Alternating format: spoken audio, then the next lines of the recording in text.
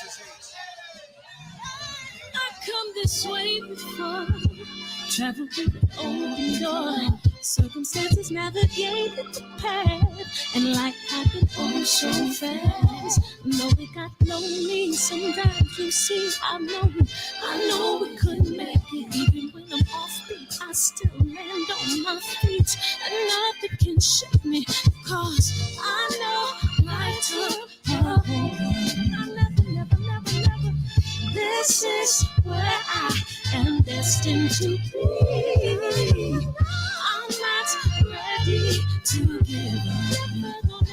No, I believe in the miracle of life. Life's a play for no rehearsal. Learn quickly, they'll come for your role. Games we play, can't take it personal, cause the devil is a liar. I'm telling you the truth, it's only what you do, some things you gotta do, It's fight for millions, take a second, see the blessing in it. From much expected, much is given. When I made the living, now I'm giving back to children. Never let the power come first before your happiness, yes. You can be the best if you go the distance. Mix a little sweat with your persistence. You know that the best things are never instant. Just shine up, let them see your brilliance. Get up, open up your eyes now. It's the moment of truth. No backing down. We're bringing it to life. Oh, for the children, it's a given. You gotta give it, be a blessing. This my personal statement. Run the game like I'm aces. Learn and develop patience, determined to be the greatest. Yeah, bobbing and weaving, they changing up like the seasons. Indigenous to the grind, so I do it for all my people. Jabbing in competition, back up against the ropes. You fighting for recognition, I'm fighting just to promote equality where we lacking. Or cancer slowing our road. I'm confident we'll make it. We focus on common goals. Yeah. Give back, give love, giving something away.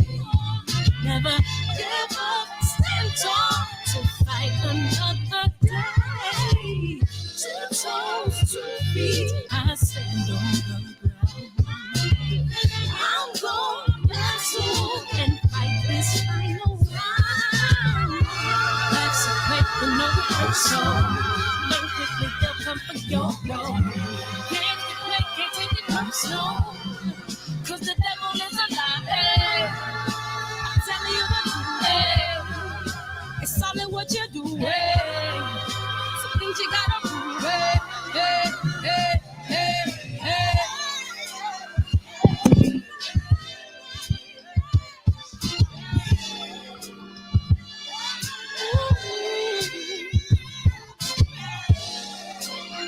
I'm gonna share all that I have and give to those in need. So we're gonna win this battle, fight that disease. No more that's that's young. We got to be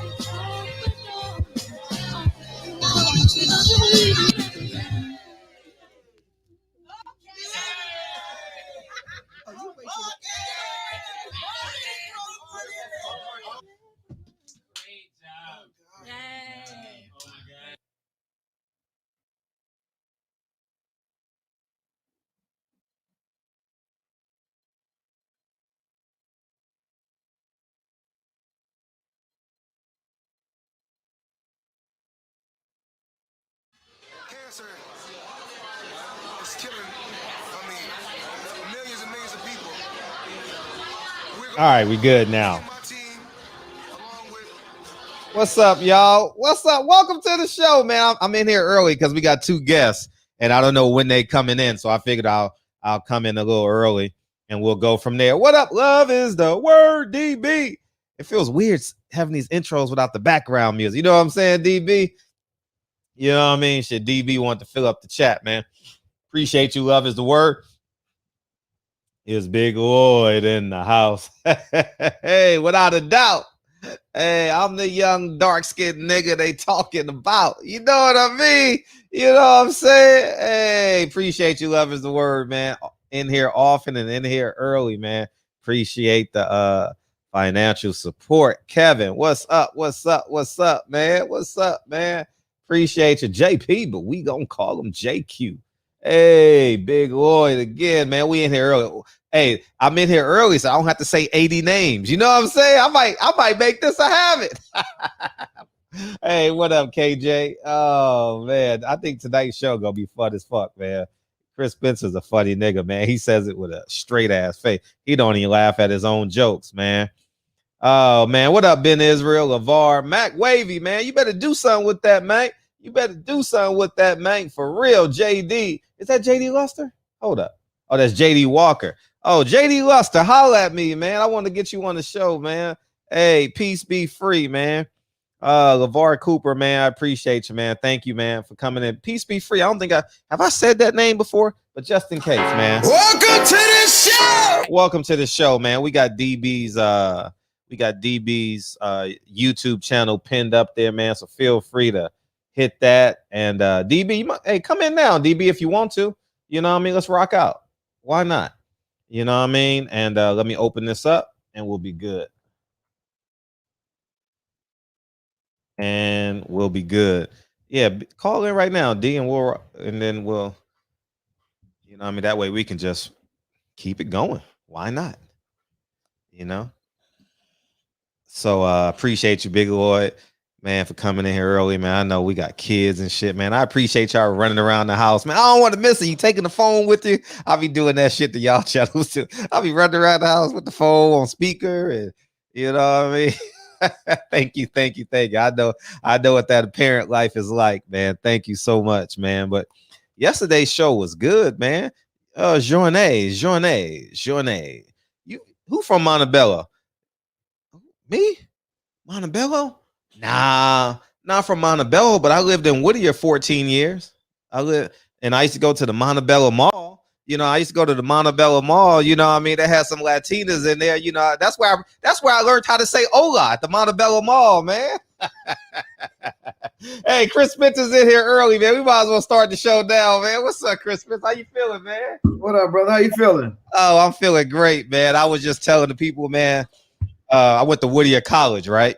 Right. So how I learned Spanish was picking up on Latin women at the Montebello Mall. Hysterical. Now, why'd you go to Whittier? You must have played ball. I did. You don't just pick Whittier. You don't pick Whittier. Yeah, I was a bounce back. You know what I'm saying? I was a decent high school athlete. I just wasn't academically efficient. You went straight from high school to Whittier, or you went somewhere? I went to Venice High. How old are you? 43. Oh, you young. Wait, Tracy Mills? No, Tracy Mills went to Fairfax. No, Tracy Mills, no. He went to Venice. He was with a year before me. Right. I was teammates with Rasheed Hazard. Got you. And Larry Atkins and Mr. Hazard. God bless his soul. Used to come to the games, man. Yeah. I talked to Mr. Hazard, man. Yeah. Bert Harris was at Fairfax. Yeah. No, you're absolutely right, man. Appreciate you coming in and spending time for. So I met you one time before. I met you at the Sam Watson Celebrity when you hosted the Celebrity Basketball. Oh, that shit was fun. Yeah, that was fun. When Floyd Mayweather came. That's the one. Yeah. Right. Yeah. That's 2 hours late. Yeah. You know what made me madder than being 2 hours late? We waited. We sure did. Hey, we might as well jump into Floyd, man. What did you think of the Jake Paul thing last week? I thought it was horrible. Was it? Why? Well, I thought it was fake for sure. I think, but you know what? When these guys get into the later part of their careers, they all have these little fun exhibitions. You know what I mean? Like Ali was in a fighting with wrestlers and gorillas and bears and all kinds of shit. So, and Jasmine Sullivan. What's that? Lions, tigers, and bears. Oh my, yes. So, he's having fun. He's beat everybody. Right. He is, he'll go down in the annals as one of the best of all time. Right. And he's having fun. And his fun is different than everybody else's fun because he makes $40 million having fun. So Right. he's having a good time, man. So I love all the antics. Right. What do you say? I'm bald. I don't know if you bald by choice, but I'm not. It started falling out probably at like my 30, 31 years old. And but I've been bald since I was 19. But were you so you think it was staged? Yeah, the snatching of the hat, like I mean, I don't know if you know that was gonna happen, but it was just like they're having fun. But you could ask me about the hair, right? Like you mean to tell me you could have grew hair this whole time, motherfucker? We out here struggling. My shit looks like when I have hair, if I go like this, Batman might appear. Okay.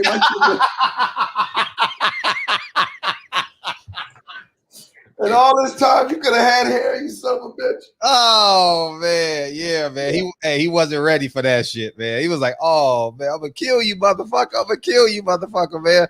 So writing, man, you're an extraordinary writer, man. I've been following your career for a long time. And you know how you follow somebody and don't know until you look in the credits, right? And I maybe like 3 years or 4 years ago when I realized who you were, and I'm like, damn, this dude writes for everybody.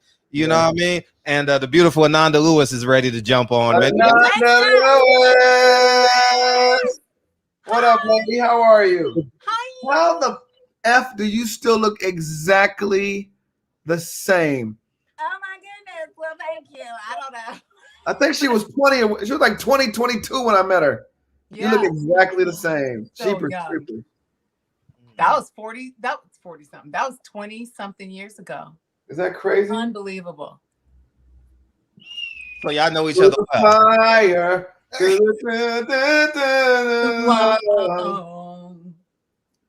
I'm about to just sit back and let y'all go because Ananda is the most culturally aware interviewer. Please tell him the crown that I wear, please.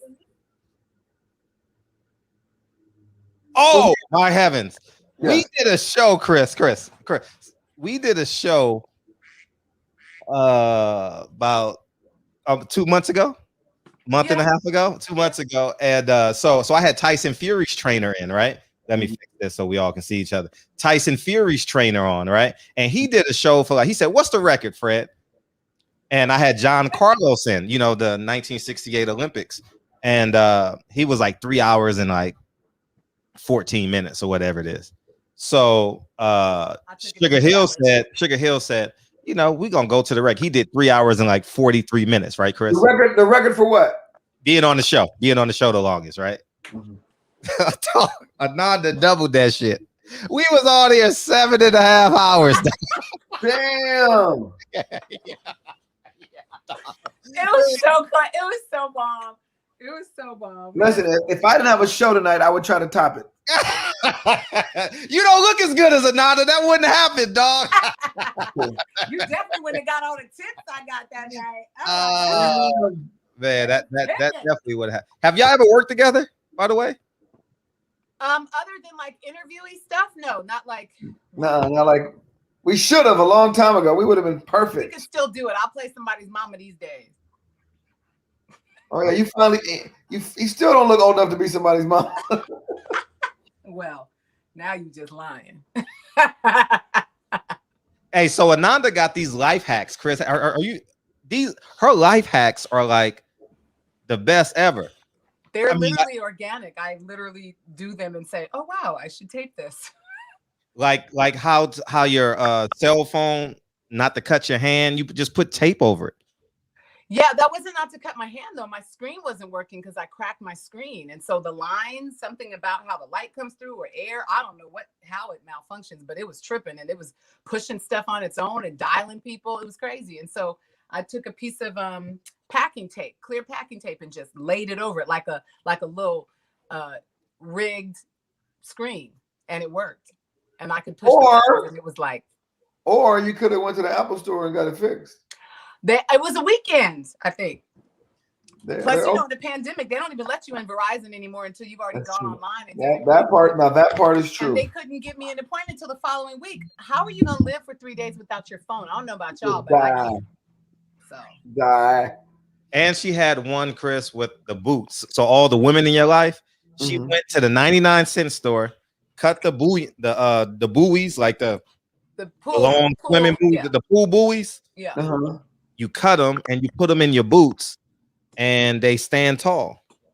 Instead of spending the $20 or $30 boots, you know, Floyd wears the same boots you got, Ananda. Stop. I'm dead ass. No, dead ass. Don't. Those Mary J. Blige boots, the red one. Oh, yeah, you got those riding boots. Stop. No lie, dog. No lie, man. Tell the truth.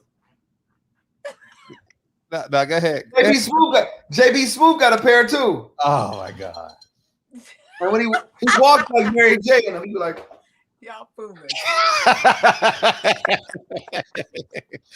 How did you get into writing, Chris?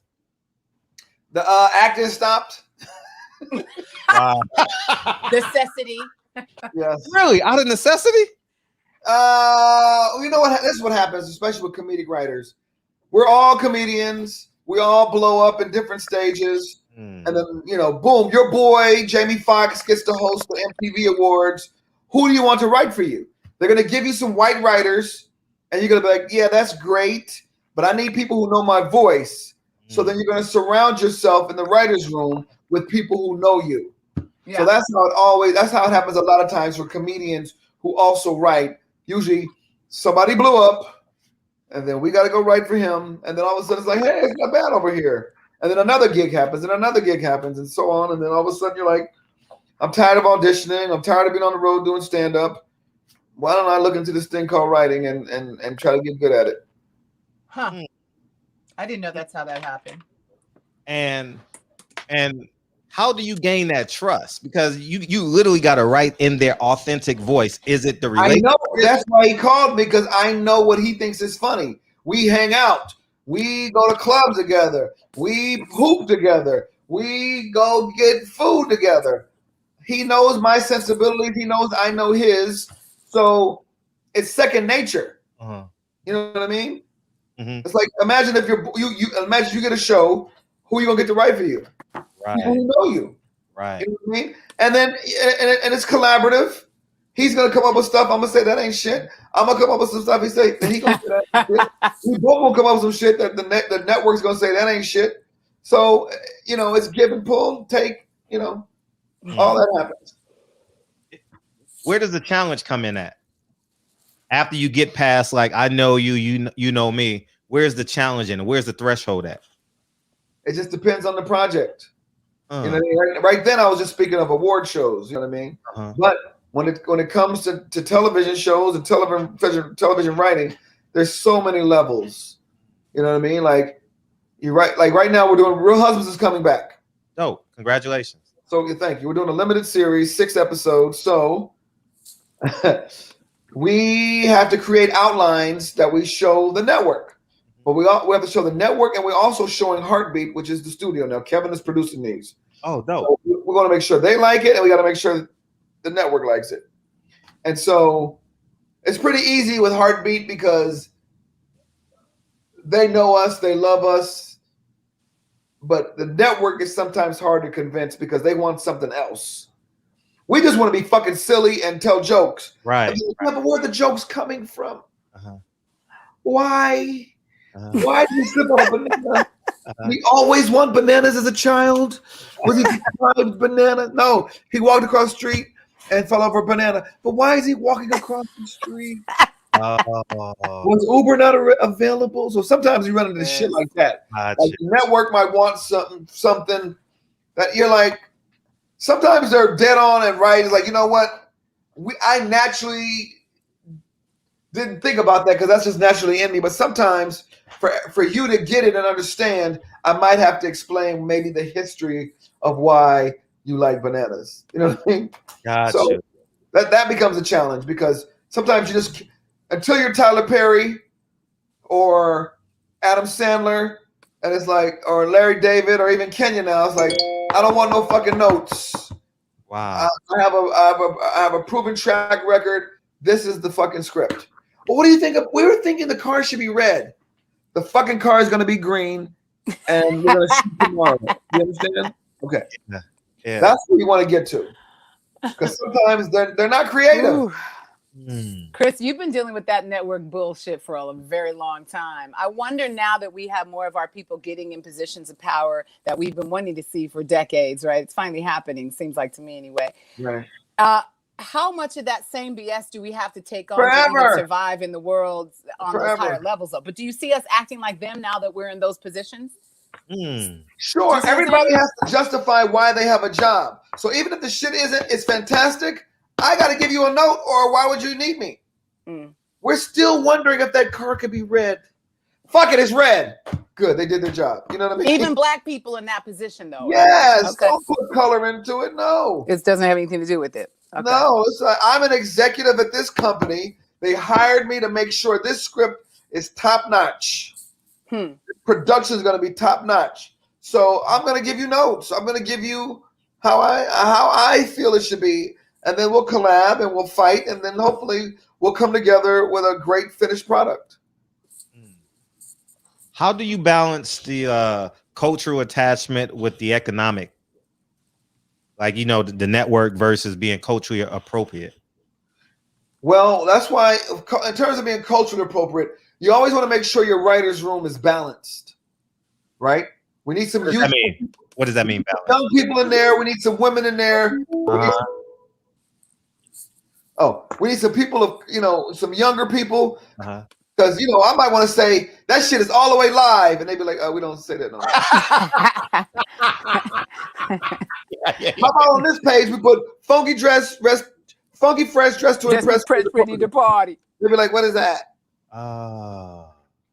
So in that regard, you want people to tell you that we don't say lit anymore. You know what I mean? You can't put a beeper joke here. Nobody knows the fuck that is. So the room has to be balanced. Wow. You know what I mean? I don't know. Listen, I don't walk out the house without my daughter seeing what I'm wearing. Because you might not know it's fly no more. Why your Jordans tied up? Because they were loose? What, I shouldn't tie them? What? She's like, your shorts are too long. What do you, so you need people, because now Kevin is the older statesman. You know what I mean? Although Kevin's in the know, we still have to have, there's some writers in our room that would go, yeah, Kevin might not know this, but X, Y, and Z. Or Kevin knows this, but you old motherfuckers don't. You know what I mean? So it's important to have women in your room. Right.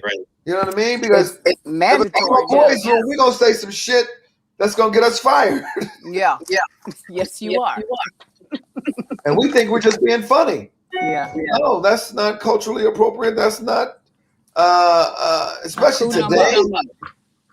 Today, I mean, you can't even give a woman a compliment. Oh, that's not true. I swear to God, dumbass say. Listen, sorry, he's not a dumbass. I've heard women say that. That has nothing to do with my job here. That's true.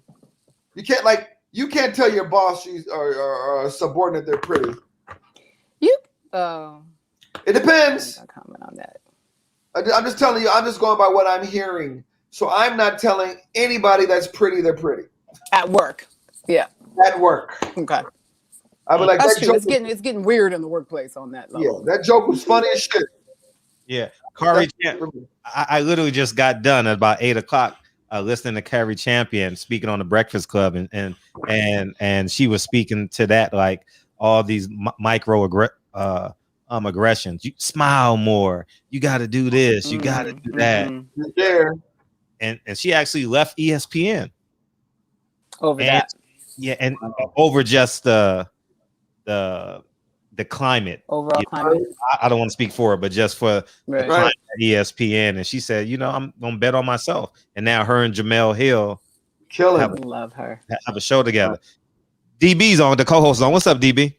DB. What up? Hi. I don't think they say what up anymore. But the kids don't say that. Well, I'm actually incarcerated right now, so I'm calling from the Twin Towers in downtown Los Angeles. I've been down here for about 3 days, man. I told a chick that I was working with that I liked how her hair looked, so I've been locked up for a few days. Yeah, you can't do that. Here y'all go. Yeah, but yeah, man, I didn't know we couldn't say lit no more. What's the new word? Oh, I was just using it as an example. No, I don't know. I gotta ask my daughter. Yeah, Chris, people don't be still say holding lip. secrets, man. You know what I'm saying? I want to be hip too. Me, I used to be the man. People came to me for shit. Well, And now these jive turkeys don't call me for White Shadows 4 coming soon. You know what I mean? sucker. That's how I feel sometimes. Oh man. When I say dope and fresh and shit we grew up with, it's like it feels almost that's antiquated. fly. That's fly. Fly. Right. What? Right. What up, Ananda? Hey. Oh man, I'm feeling like $1 million or $3 in my pocket. Okay. Well, shoot. When you actually had $1 million in your pocket, you gonna feel real good. Then good to know. Yeah. Chris, hey, one of my old clients, he's a comedian writer. His name is The Militant. Do you know him?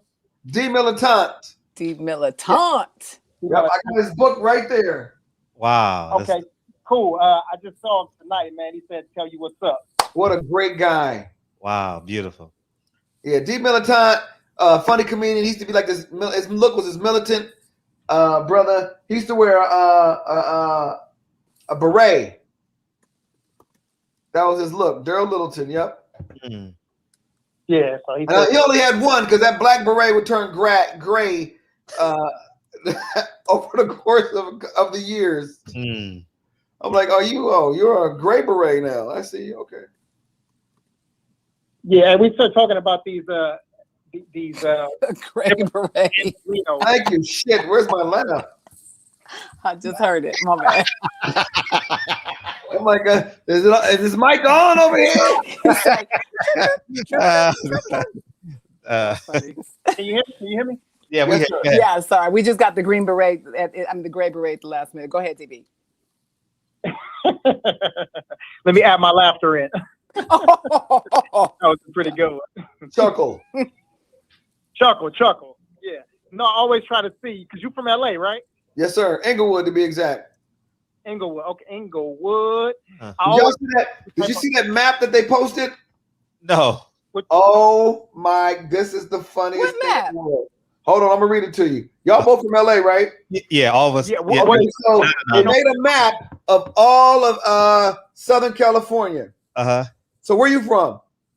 South Central.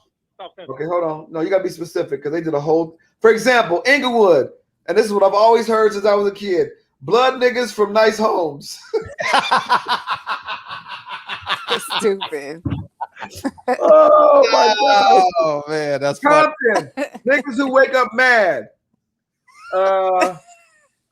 What's this? Carson, Island niggas. yeah, right. Oh, this shit is brilliant, yo.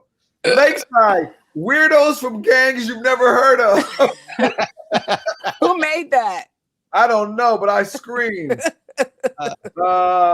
West LA, Belizean niggas. Hey, y'all better chill. What does it say about San Diego? They don't go that far. You said SoCal. It stops in Long Beach. It's in Long Beach. Weirdos.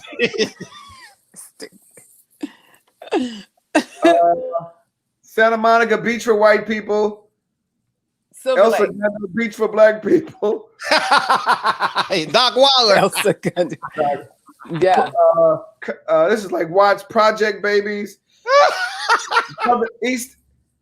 Oh, you got to see this shit. It's funny. Over there, like 105 and a 110. Ain't shit over here. Glendale says Little Armenia. It's just funny, man. Go ahead, D or Ananda. Go ahead. D. Go ahead. I wanted to know what Silver Lake said. Oh, what Silver Lake? You got Silver Lake up there. That's where I was born. You lived in Silver Lake? I was born in Silver Lake in a house. Yeah, I was a home birth. I don't see Silver Lake. Oh, hold on. Oh, I got to go up E. Hold on a second. Hollywood. Let me go. Hollywood. Well, while you look for that, how's the how's the Silver work? Lake? Okay. College kids that stay getting robbed. That's so random. I don't even know if that's true. No. It's just, it wasn't Silver Lake. It's just that area. Oh, that's funny. How's the workout coming? How's the workouts coming, Chris? Because Ananda got some life hacks for working out too that she can share. Oh, I need those. I'm doing the Big Willie Challenge. Oh, are you? I actually started it. Oh. So what happened is, from you? your ex-brother-in-law Right. posted this thing. Boom, right? I hit him immediately after and said, yo, I'm about to post this picture, which was me with my shit off saying hashtag Big Willie Challenge. He goes, fucking post it. I'll repost it and tag you. And now that shit has gone viral around the world and no one knows I had anything to do with it. Is that crazy? Dang. That's crazy. Yep. That's my life, though. I've had a lot of those kind of situations where I was right there, spearheaded some shit. Like you guys heard of Schindler's List? Yeah. No, I'm joking. I didn't do that. I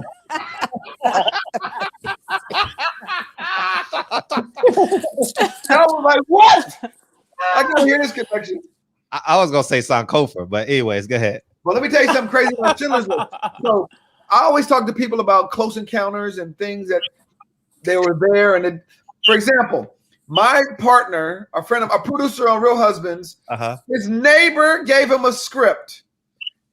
He read it. He goes, hey, man, I can't do nothing with this. You need to go find somebody like Steven Spielberg. That script was Schindler's List. Wow.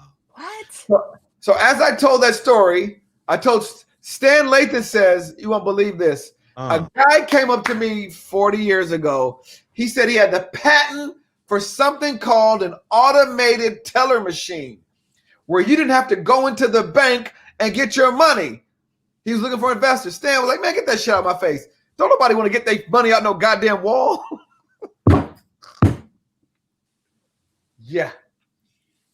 You want to hear something? That's painful, actually. I was 8 years old, somewhere. I know I was a little kid. I had to be like first grade or kindergarten, so maybe 5 or 6. I thought of the Snuggie with a light. Did you? Yes, I swear to God. I said, man, I can't hold my book. And I was like, man, put my arms through and put a light here. And people thought I was crazy. I got another one too. People think I'm crazy because my kids kept on hitting stuff. I said, it's called the bump. You put it on top of a table so the kids don't hit nothing. So it's called the bump. It's like a mesh thing, and it's called the bump. And that shit went, man, it's crazy. Yeah, I don't have, but the Snuggie, I thought of the Snuggie in 1986 or 85. No lie. Wow. If I was a little kid, like, I don't know, but I was like, I can't hold my book. Yeah, true story. True story. And you want to know something else? Check this out. Norm Nixon, who I see quite often, he lives in the neighborhood. Norm Nixon tore his knee up years ago, right? I remember. In the celeb. I said, same injury I had, tore his quads. Wow. I had to be in middle school. I said, why don't they do a 3-on-3? No lie, I can't make this shit up, dog. And now Ice Cube is doing the big 3. Wow. I started that shit years ago. Yes, I'm dead ass serious. But I'm a poor kid. You got nothing but dreams and aspirations. But everyone pretty sure has those things. You know what I mean? Yeah, I used to read books and I used to flip the page. And when I flipped the page, I was like, man, they got words on the back. Oh, man, there should be something where there's a back page. And now all of a sudden they have this thing called back page and women are making a lot of money. Yeah. It's crazy. Yeah, we all have those ideas and stuff. But every time when I used to see them Snuggie commercials, Chris and Ananda, wow, man, God damn, I thought of that shit in the 80s. No lie. Any opportunities you missed out on in Hollywood? It was like, nah, I don't want to work with that dude. You ain't got to say the name if it's over, if it's a joke now, anything like that. No, there's a couple things that I passed up on that I felt like wasn't right for me. That I was like, you know what, I should have did that just for fun. Mm-hmm. You know what I mean? Like Jesse Terrero was a good friend of ours, was directing Soul Plane. And I was like, but now that I look back, I should have been in Soul Plane. That would have been just for all the shit talking and the historical nonsense that it's gotten. It would have been fun to be in Soul Plane. Oh man, Soul Plane. I mean, cinematically, it may would have been fun on set. No, listen, if you go watch it, it was a good movie. It just made more money on the streets than it did in the theater. Yeah, it was definitely, it was, yeah. Like this might be the most bootleg movie of all time. Yeah. What's one of the best movies you've ever seen? Seen with my own eyes or that I was in? Both. Godfather and Shawshank Redemption are my two favorite movies. I can see it. Those are good picks. And I can't pick one or two of Godfather. It's like those are like masterpieces to me. Yeah. Greatest movie I was in? I don't know. I ain't been in enough great ones. You haven't? Don't Be a Menace was the funnest. I can see that. Don't Be a Menace in South Central while drinking your juice in the hood. The funniest thing in the world is, we were shooting real hoods. Uh-huh. I remember one time we got chased because when you come to the hood, you got to pay, right? Like, and the white producers. I'm like, listen, when we go here, y'all need to find out who we need to pay. Pay. All I remember is me, Sean, Marlon, and Sully was locked up in a trailer hearing somebody go, "Hey, get these motherfucking studio gangsters up out of here, cuz." Y'all might want to go pay them. So after that, every time we went somewhere, they had some petty cash to pay the hood. Wow. Yeah, they don't give a fuck about it. They're not excited that some trucks is on their block. Like, we're interfering with whatever they're doing. Right. If they're doing something illegal or legal, there's trucks in front of their house. Right. You know what I mean? Mm-hmm. Hey, get them studio gangsters up out of here, cuz. Me peeking through the window like this. Y'all better go pay them. Y'all better go write a check.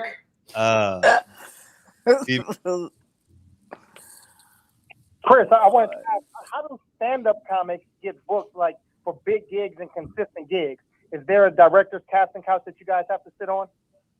No. You have to be funny. That's interesting because that's probably the one area in the business where you can't get away with nepotism or getting along. Like once you get on that stage, especially, when you're doing stand-up, you're either funny or you're not. I don't care who puts you up there. It doesn't matter. The audience doesn't care. I mean, you'll get opportunities from nepotism. You know what I mean? That your last name can get you some gigs, but it might not get you rebooked. You know what I mean? Interesting. Yeah, we got blah, blah, blah, Scorsese in the house. And then by the end of the show, it's you hear the music from The Godfather because he just got killed.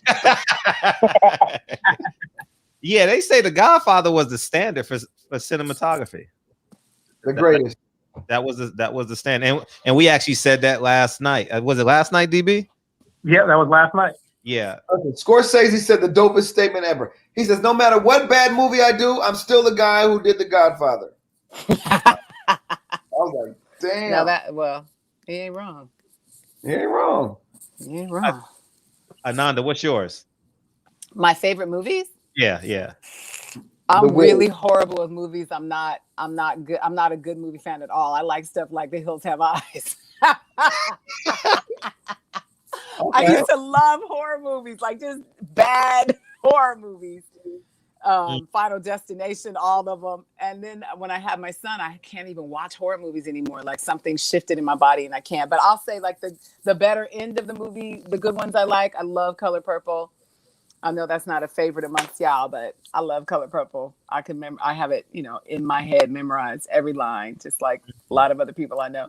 And I really liked the movie what's it called? Boys Don't Cry.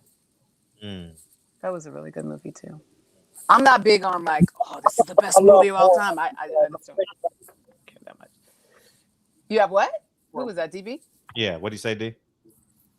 No, I was saying I love horror movies too. Oh, do you? Not anymore. Not for me. One day, maybe. Yeah. My child's gonna like them in a minute. Horror movie. Well, when he goes to bed, you can watch him, right? Nah, I can't watch them at all. Like, I literally can't watch them. I get really scared now. Before it used to be fun, and I was like, these people just. And now I'm like, oh my god, it terrifies me now. Hey, Chris. I don't know what shifted. She did a video the other day, and she said she sleep in a tent bed, right? I do. Yeah, but I didn't laugh at that. I laughed at the teddy bear that was in the back of the tent bed. He's a giant sloth. He's not a teddy bear. What's a tent bed? There is a difference. You want to see him? What's I'll get him for you. Hold I want on. to see what a tent bed is first. Oh man, I couldn't help but laugh. I'm like, she got a tent bed, but it's the teddy bear that actually took the cake for me. Okay.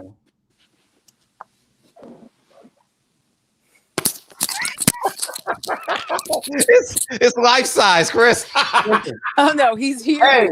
I can't even fit him in my truck. You could put him in the truck and drive in the diamond lane.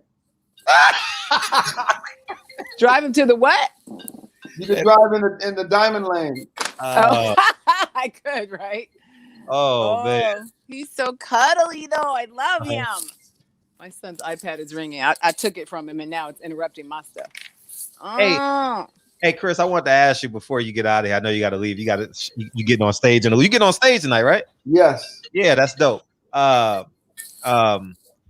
You've been very vocal on police brutality. And what's the solution?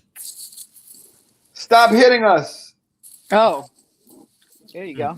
It's like there needs to be some more accountability for when these things happen. It can't be these slaps on the wrist. Like, people need to go to jail. People can't just lose their job and then move to another county and get a job. Like, they need to put some sort of asterisk by their name. Like, this dude can never be a police officer again. Yeah. Like, there's too much of an old boys club that they could just pass him around like how these priests are. They do some molestation in San Diego. They get in trouble. They ship his ass out to Bakersfield. He get in trouble. He goes to Des Moines. He gets in trouble. He goes to Fort Lauderdale. Like, that Need shit needs to a stop. sex offenders list for bad cops. Like, yeah, exactly.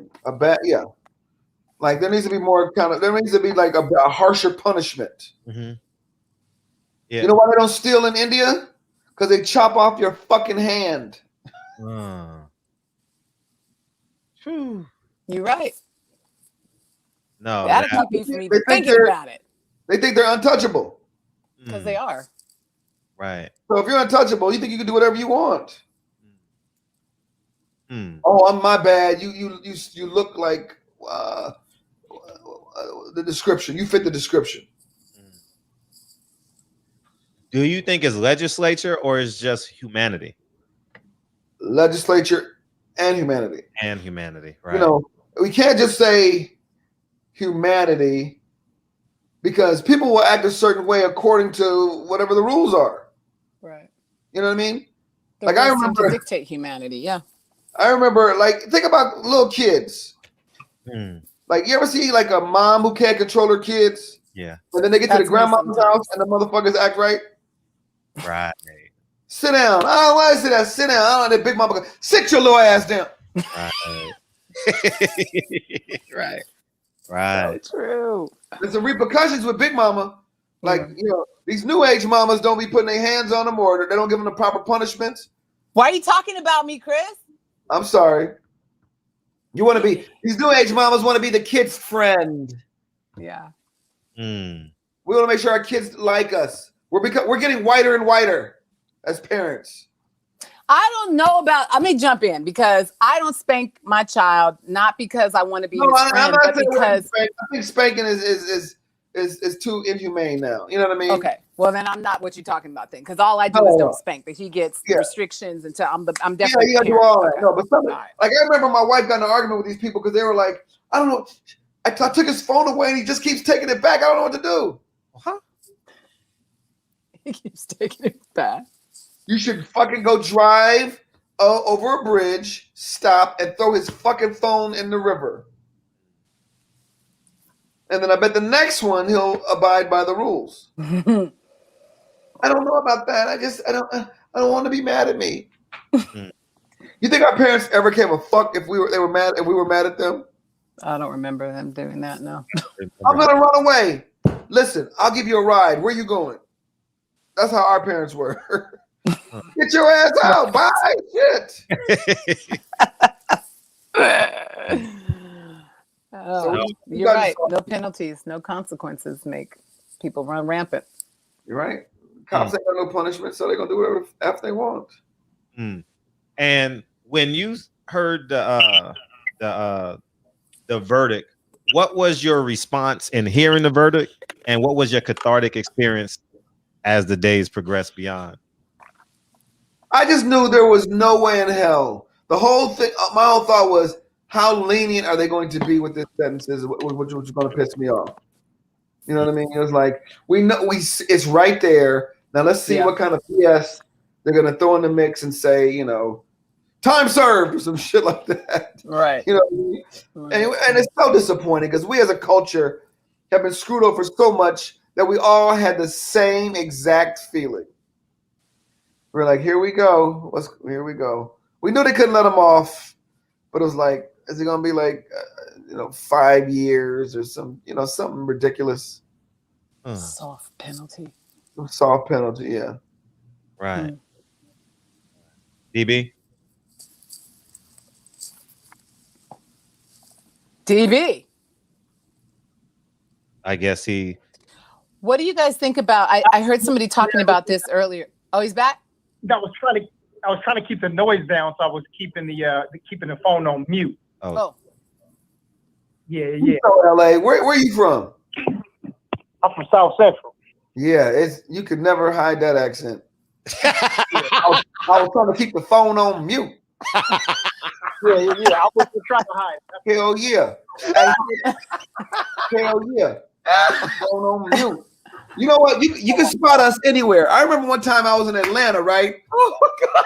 I was at a party and I saw this dude, white laughing. You called South Central an accent, nigga. That's funny. That's funny, nigga. I didn't realize we had a twang until other people told me. Oh my God. A lot of our families, not me because my family's Caribbean, are from Texas and fucking Oklahoma, and they're from that way. Alabama, South Carolina. So we come out here with a twang, except we put our own little spin on it. But I can spot us. I was in Atlanta one time at a party, and there was a dude standing like this. That's DB. That's DB.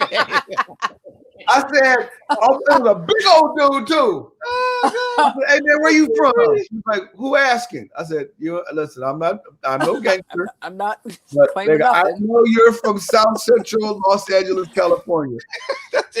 And come to find out, he was one of Ice Cube's security. Wow. He was trying to be hard, but I had to start making him laugh. I said, nigga, I know you eat your poly seeds like this.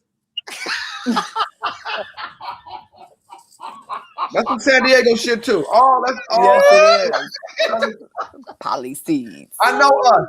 Oh God! When I saw him standing like, hey, hey, that was Tyra Turner in Society. Oh man! Hey. Hey, the reason why that's so funny, Chris, PPD, we call it PPD in the shop, but you probably know it's Patricia or Patty.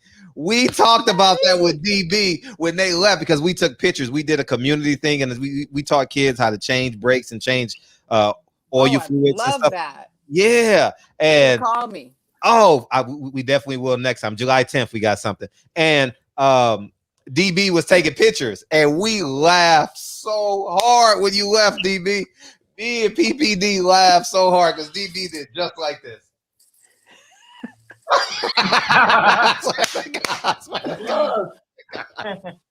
Oh man, you got to get out of here, dog. You got to get out of here. I know you got to run, man.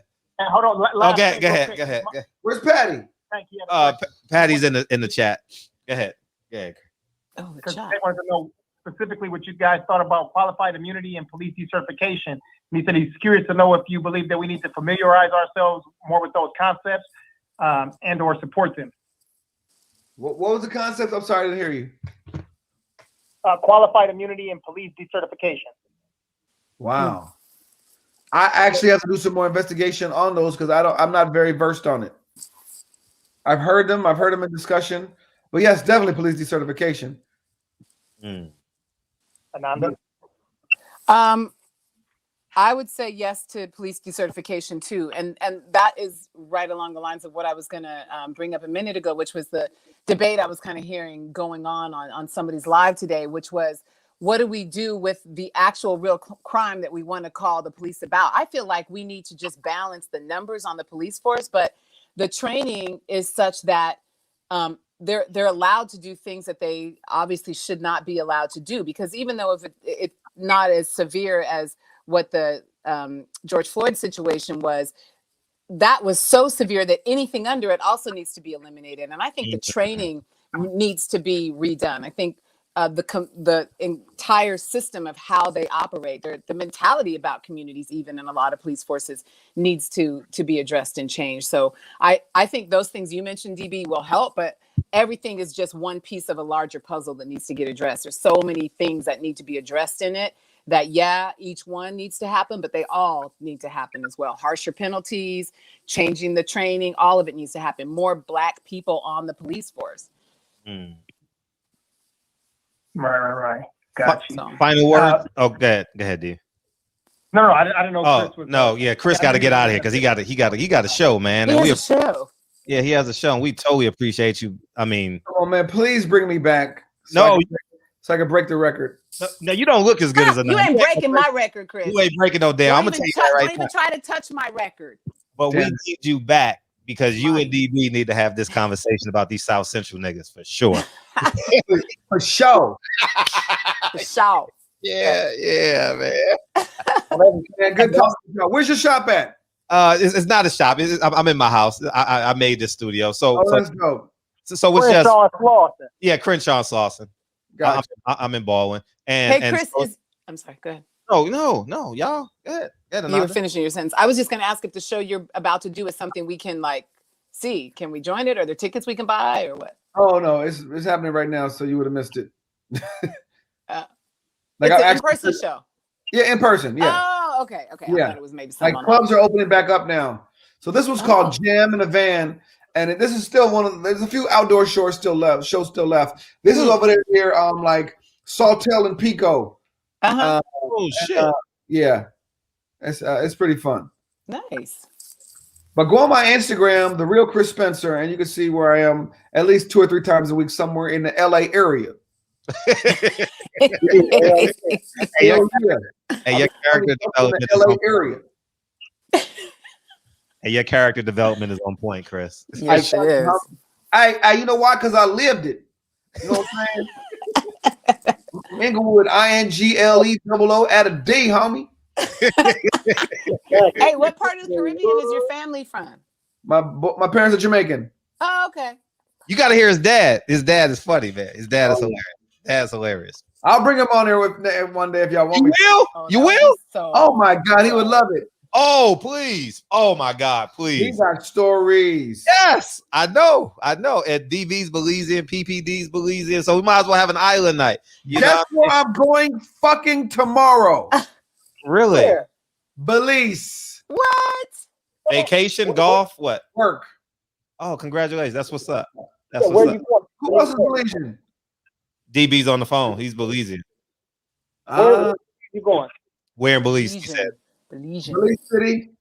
I don't go to Belize City, and we're doing this whole thing where I'm kind of touring the whole countryside, interviewing this doctor who's bringing this thing called Stemogen. You know, everybody's into stem cell research. Well, he's put it in a capsule form.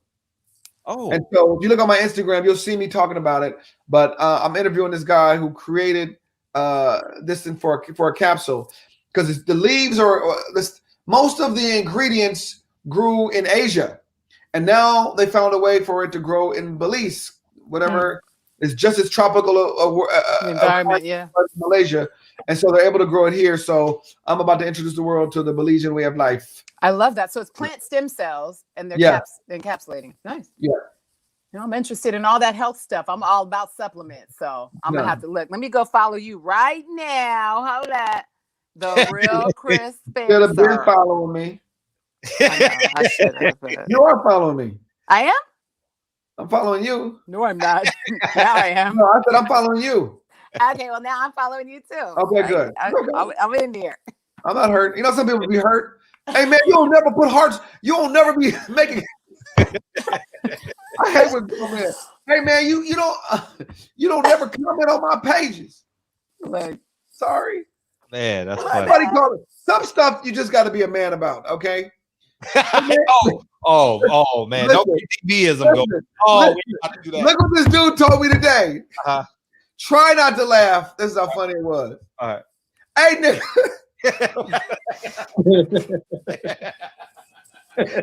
Try not to laugh.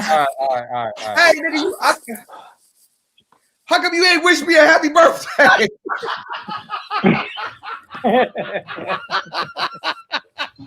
Oh man. Oh man. You ain't wish me happy birthday. Oh. I should know when your birthday is, okay? I know my kid's birthday, my wife, my mom, my sister. And maybe some dudes I grew up with. Oh, I don't know your birthday. You ain't wish me a happy birthday. I'm gonna do that on stage tonight. Oh man, that's funny. Appreciate you, big dog. Thank you. Nice to see you, DB, Patty. Thank you. Thank you, dog. All right, Chris. Have fun tonight. I'll get you out of here. You good? Least he's like, where's the door? Where's the door? Stage left, right? Stage. Yeah. He's so funny. He's one of those people. Like, there's for me, there's very few people in comedy when they laugh, it doesn't matter what they're talking about. I'm gonna fall out. Mm-hmm. You know, he's one of those people. He always has been. Way back when I first interviewed him for whatever it was, I don't even remember. But Jim Carrey's like that. When Jim Carrey laughs, I can't keep it together. It's crazy. I do want to know, do DB eat his policies like that though? Come on, man. Is there another way?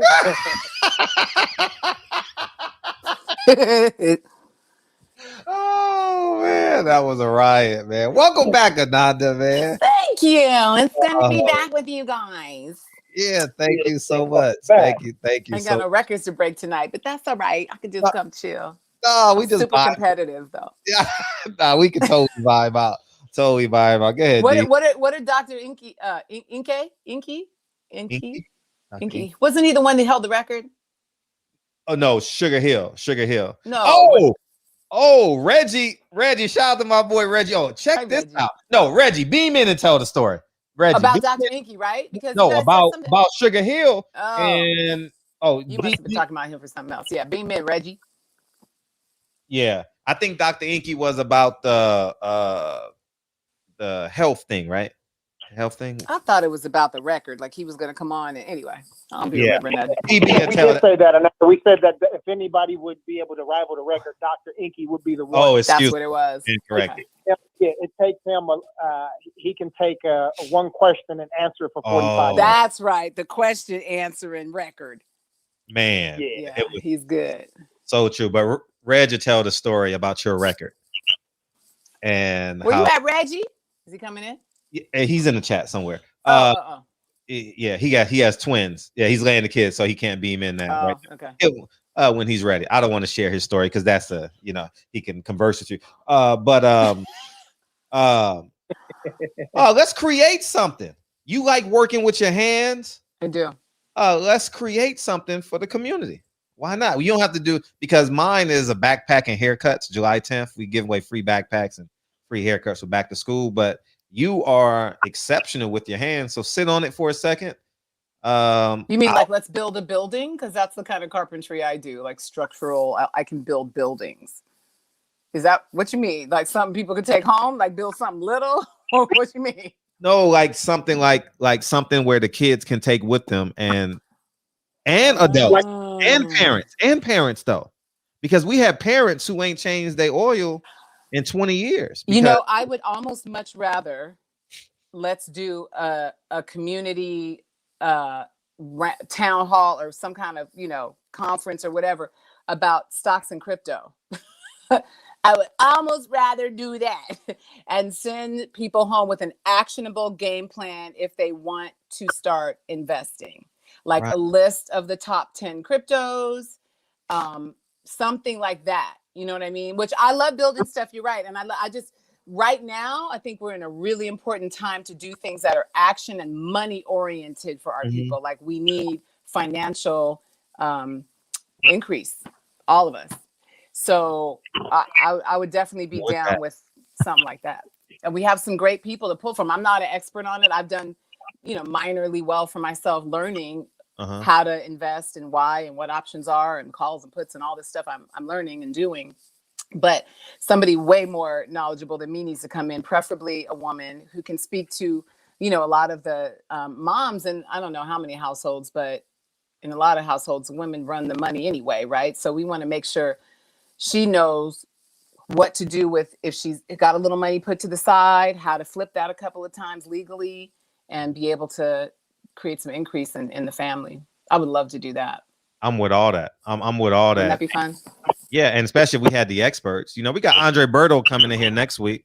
Andre Berto, the boxer. I'm not sure, you probably interviewed him before. Never. But, he is big on like the new types of currency and making money. Oh yeah.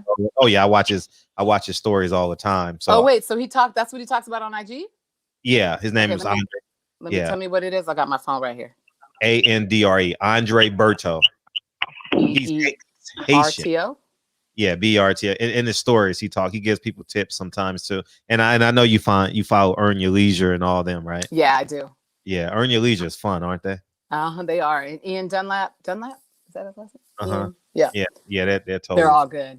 I follow some other people too who just kind of give away free information, and they also have subscription services, and I love that when people just kind of tell you what it is, because when if people have the money to pay for this stuff, I don't know. I just feel like they would be in a different place anyhow. We're talking to people who don't have the money to give you, like the money they would give you to get the information. Let's let them put that in a stock.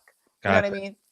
But I know everybody has to make money. I'm real clear on that. I finally opened myself up to not just giving all of my time and talent away for free. I'm like, okay, hold up. This actually I should think of a way that I could benefit. And there's no problem with that. Why do I have a problem benefiting when I'm benefiting other people? And I had to really work through this psychology that was messed up in my head around that, because I was not thinking right about it. I just have a problem charging people for stuff I think they should have. So you got to charge the companies for it, make them pay you, so you can still get it free to the people. But that would be fun. And someone saw your videos and remade the video and put it on their Patreon, put it on their subscription base. You get what I'm saying? Oh, I was like, somebody did that? No, I'm just saying that's what they will do. Yes, that's what they will do. So that's. I was like, what? Let me call my lawyer. But that's the game. Call the homies in the hood. Yeah, right. Yeah, you're right. And they don't have any problem doing that. And that's the thing. Like, we wonder, nice people wonder why they're broke, because going after financial gain in some ways, and this is why they probably say money is the root of all evil, because people will do anything for it. But that's one extreme. And then the other extreme is not even valuing yourself enough to charge a little bit for something that's valuable, right? And so somewhere in the middle is the same kind of right balance between the two. It's like, yes, find a way to value what you put into the world, because we all need to have an income and make a living. But enjoy what it is, have it be real. Don't have it be a violation, of anything of your own ethics and stuff. But don't be so greedy that you're just willing to run over people for $1. Like, let's get some balance. So I'm trying to get there. It's hard though. Yeah, the phone line is open if you guys want to call in. Go ahead, DB. No, I was just saying, this is good, man. Community activities. I think workshops for financial literacy is extremely important. Yeah.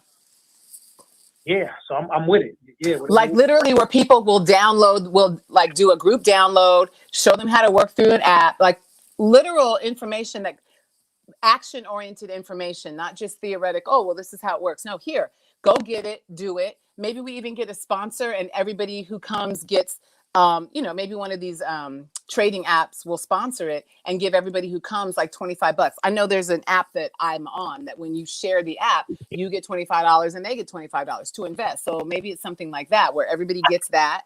And then they can actually go on there and we can show them how to do these trades, or show them how to look at the stock market or look at the crypto, show them the things that you need to look at to really understand how to get in there and make smart investments, and smart decisions. No, that's the and that's what I would love to do is like, instead of just getting the inspiration, but the steps to the source, the steps to the goal is so important, because everyone, you can go on YouTube and get inspired. You got Les Brown, you got Eric Thomas, you got Ananda Lewis, you so you can go many places to get inspired, but it's just important that we give them the information. And you know what, we got a call. Oh, I'm like, is that, I have 3 computers in front of me. I'm like, what's going on? Hey, what up, 202? What's up? What's up, Fred? Hey, what's up, Miss Lewis? Hi, 202. Oh, yep, yeah.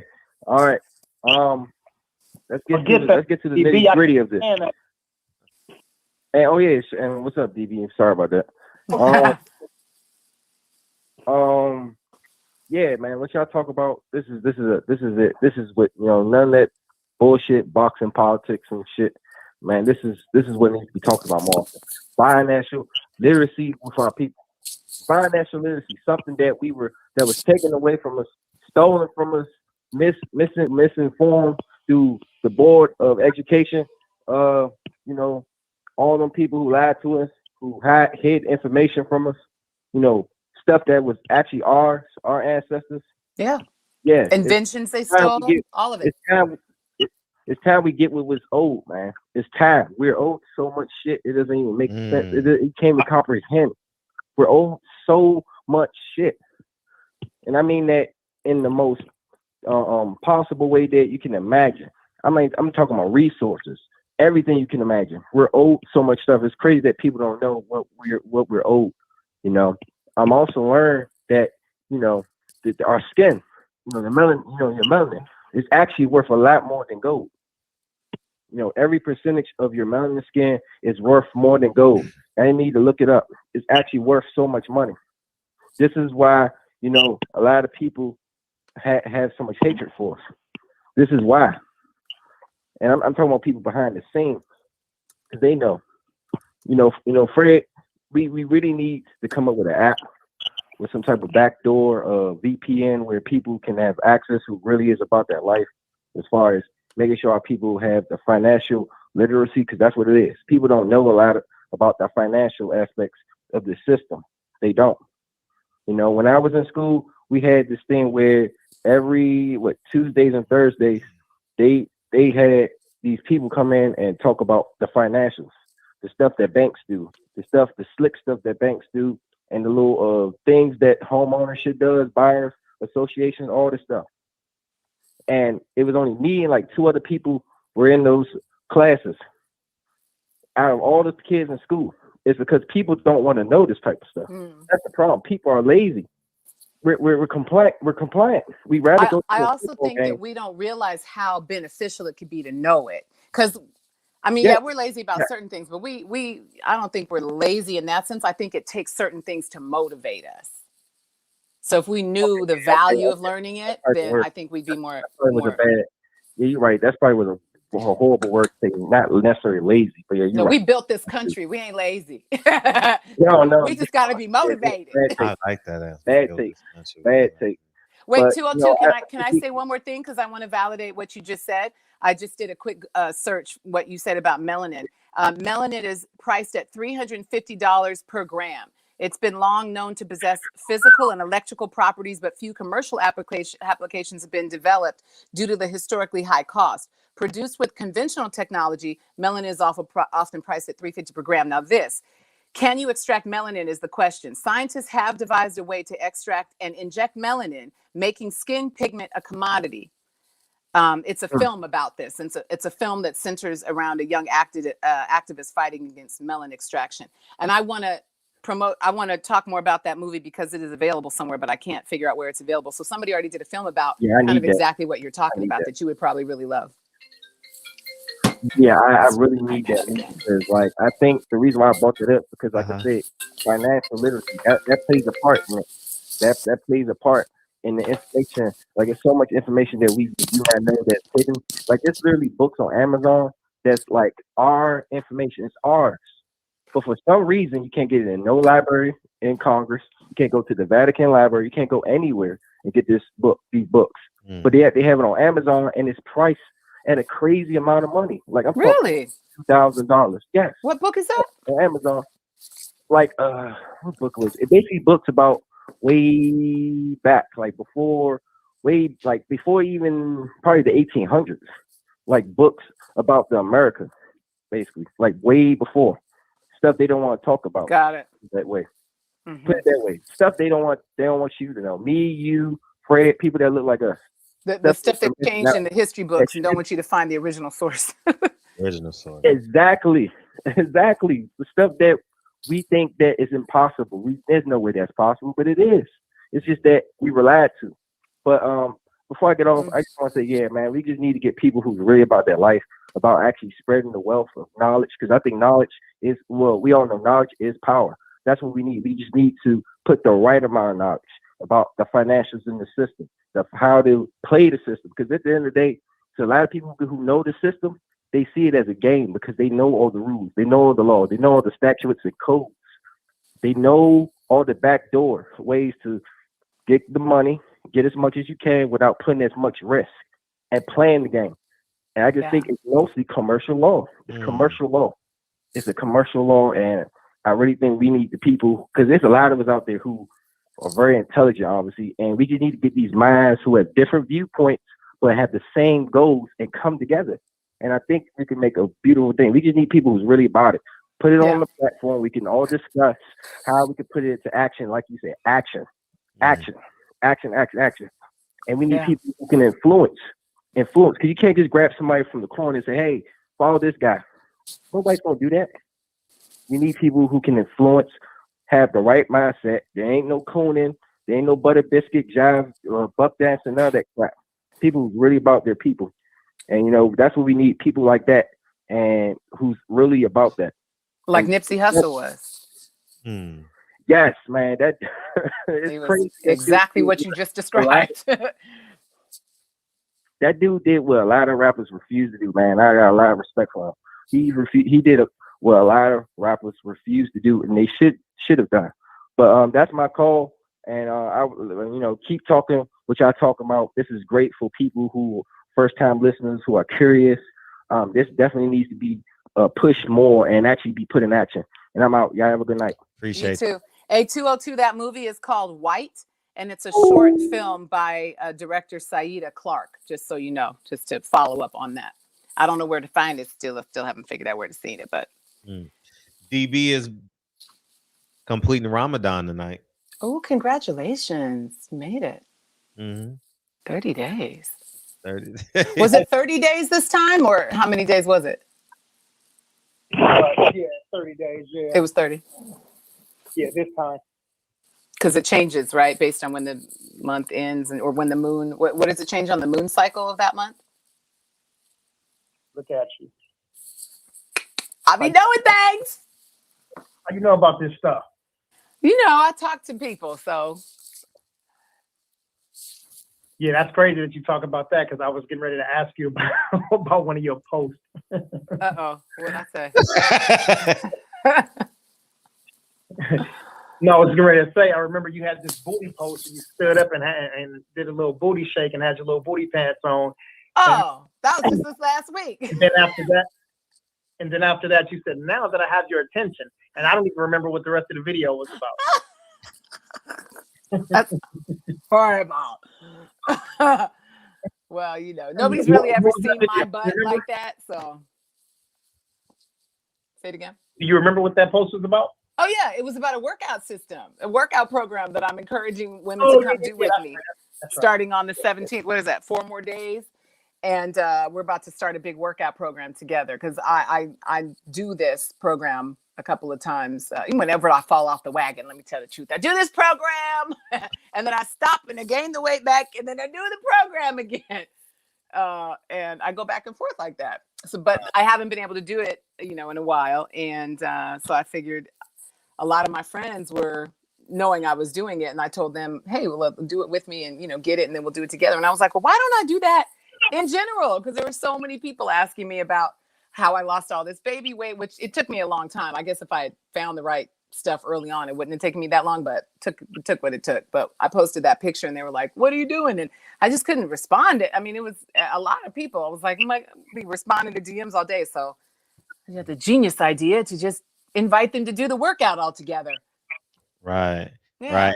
And shout out to Hotep, Shalom, Brandon, H Money, DB, and everyone else in the chat that actually it's a handful of people in here that actually been going through Ramadan. So tonight is the last night they get to eat up and have their food, soup, and whatever they like to eat. So that's awesome. Yeah, it's pretty dope. And my brother Tank made a good point too, man. He said also Ice Cube with the contract with Black of America. And I think a lot of times that gets overlooked. I think it gets overlooked quite.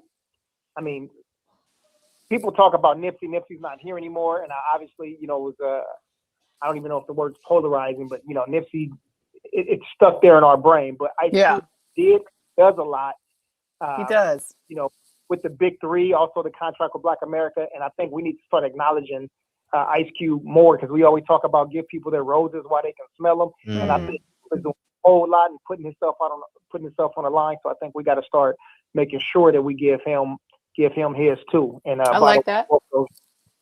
South Central LA. Nah, you're right. That's Washington High School. We got to Money in the Ghetto. How can I get a cameo in 9 Wives? Oh well, you're not Nine Wives. What's that? Oh, it's a project I'm working. Sounds like a nightmare is what it sounds like. Oh, well, we ain't gonna talk about that. Most men can't keep up with 1 wife. What you gonna do with 9 wives? What's wrong with you? Oh man. You gonna tell me what it is? I'll tell you off camera. If the are the Lakers going to the playoffs? Yeah, Lakers going to the playoffs. They won tonight too. Oh, they won? Cool. Yep. Oh, you're not a basketball Ananda? Yeah, I just check out when I hear any kind of sports. I'm like, my brain just cuts off. It's like you started speaking Mandarin. And I'm like, oh, okay, I can do something else. Do you have any projects coming up? I'm sorry, go ahead, D. I said you said all sports, so there's not any sport that you like or pay attention to? I mean, there's sports I like. I don't pay attention to any sports, though. I mean, I love watching Serena and Venus, and they get me into tennis. Even when Tiger's playing golf, like sometimes that gets really exciting. I'll check in during the playoffs, and but I'm just not someone who listen. You know how long you sit there and watch a game? I can't do it. I can't devote anything. I can't give that amount of time to anything that is not helping me forward my goals and my projects. I can't. I will never get anything done. So, people, I get it. I understand it, but I can't do it. So no. What about your little man? Does he play any sports? No. I was trying to put him in track and field, but it looks like he's going to be traveling this summer. So I don't think he's going to get to do that either. He needs to do some sports though. But I will not let him play football, and he can play whatever else he wants. He's not really a team sport kind of kid though. He really is a single sport kid. So he would do well in, tennis, golf, track and field. I thought he'd be great at shot put. I was excited to see him try that. And he's going to be a great wrestler. He's really strong and active. He's a good wrestler. So he did a lot of taekwondo and that kind of stuff. What valley? He wrestles me. What valley are you in? Can I ask that? San Fernando. Yeah. Okay. Yeah. Because DB, we told you to go to the gym.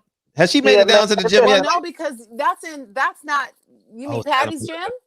That's down. That's 45 minutes away. Oh yeah. In traffic, I can't get there and back.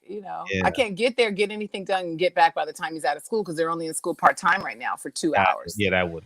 So it's like I just don't have time to go anywhere. I'm really happy all the work I do is at home, because I would have a real problem with scheduling and handling, like most single moms do, a real problem with scheduling and figuring out how you're going to get your kid back and forth if you have to go somewhere to work. So I'm super grateful that I've figured out kind of how to do it from my home. What projects are you working? You got any projects coming up? You got the weight loss challenge? You got any? Oh no, it's not a weight loss challenge. Oh, it's a workout team. Yeah, it's a workout club, because I don't do challenges because my only competition is me. Your only competition is you. I don't want people competing against how much weight can we lose. I don't know. And being healthy is not necessarily about being skinny or not having weight on you. I know people who can have weight on them and they're super healthy and they look fantastic, and that's just what their body is. You know what I mean? So this is about your best you. It's about your fitness. So to me, that's muscle tone and lean muscle tone, because as we age, that's what keeps you from looking older. That's what keeps your body healthy, having muscle tone, not being skinny, but having muscle tone. So it's about building muscle. It's about building community, having a group of other women that are doing the same thing as you. You can hold each other accountable. There's camaraderie there. We like doing things in groups. It's like our village. So it's all about that. And I really, it's selfish because I needed the accountability, because I fall out the programs way too much. And I really need to get very serious and get my, overall health back on track. I've been tripping. So how is your health? I think it's good. Okay. I haven't done the scans I need to do. I don't like to do those PET scans too close together because of all the radiation, which, I mean, if you think back, avoiding the radiation is kind of how we got so far into this problem without knowing it. So, and I might be stuck on stupid right now, but the PET scan radiation is way more than the mammogram radiation. And even my doctors are like, yeah, not too often, but I do need to follow up on that. I need to get my blood. I have a lot I need to do, but right now I need to do what I'm doing. And when I finish that, I'll be able to go. I just can't go to Arizona right now. So okay. Do you need a driver? No, I need I can't take my child with me. So okay, got that. Yeah. Okay. It's a trip I kind of have to do on my own. Got that. I actually saw an interview you talking about that, going to Arizona and stuff like that. How long is that process? I was there 16 weeks. Yeah. It was a long time. It was a long time, and it was grueling and intense, but life is sometimes, especially when you got to pull yourself back from the brink and live longer. It takes a lot of effort, and it ends up being worth it because you're alive. You're alive. You're right. But I also came back motivated. I came back like, okay, enough waiting around for jobs. I wanted to tell you about this one gig I did for TLC. It aired last night, Unexpected, the reunion, or maybe it aired Monday night, the Unexpected reunion show, and then the next one will air next Monday. So I do a couple of gigs, with like the mainstream media or TV that I've always been in. But for me, I wanted to make sure I was also developing my own thing so that I wasn't dependent on any of that. And being able to generate your own income, being able to generate your own content, being able to generate your own and pour into your own platform, for me was really a goal, because I've spent, gosh, how many years was I on TV? 11, 15, like 10, 15 years working for other people and building their networks and being the face for them that people loved and they got the, benefit of. But I have never been able to do that for myself. And yet it's me, you know what I mean? So I think that's really important for all creatives and all content creative and creator people to really know, like, understand your position. And if you can't find the kind of work you want to do in the world, create the kind of work you want to do and then just share it. You know what I mean? And then let that evolve, because you're the one who's making all these other people's stuff work. And they've never given talent enough respect and credit. And they never will. Why should they? Your work for hire. You are not knocking them. They're doing business like business gets done and what they do. That's a normal way for it to be. Everything is like that. There's no, I'm not literally no disrespect, but at the same time, for the talent, understand that if you create your own thing, now you're the one in control of that, because they got to come find you to host shows. Their executives aren't hosting shows. You know what I'm saying? Like, you're the one doing the work. So if you're good and if you're able to pull it off, like I do my own lighting, my own scripting. If I'm script is really for me. Like, I'll say the post out loud I'll do it, like mock do it, and I'll go, oh, okay, what parts of that didn't work, and then I'll refine it, and then I'll actually write that down so I can see what I want to say and not forget it, and then I'll just do it. So I do all of that myself, and most content creators do. It's a lot of work, but it's worth it. No, it definitely is a lot of work. Definitely is. Money in the Ghetto. You inspired Money in the Ghetto. That's for you. Hi, Money in the Ghetto. Oh, Ananda, got my tumor. You got your tumor removed Monday. Thank you for all the juicing and healthy eating advice during your last time on the broadcast. You're so welcome. Congratulations. I'm super proud of you for getting that taken care of. I don't know like what kind of tumor or whatever, but any kind of tumor has to go one way or another. Good for you. God bless you. And that's funny. You never know what people's going through because he's an active patron in the barbershop. Oh, really? Is that the term we use? Yeah. I mean, we're in here every night. You know what I mean? And yeah, blessings, man. It's beautiful. Yeah. That's beautiful. I hope that continues to work out well and keep taking good care of yourself. You're the only one who can. No drug they put you on can take care of you. D?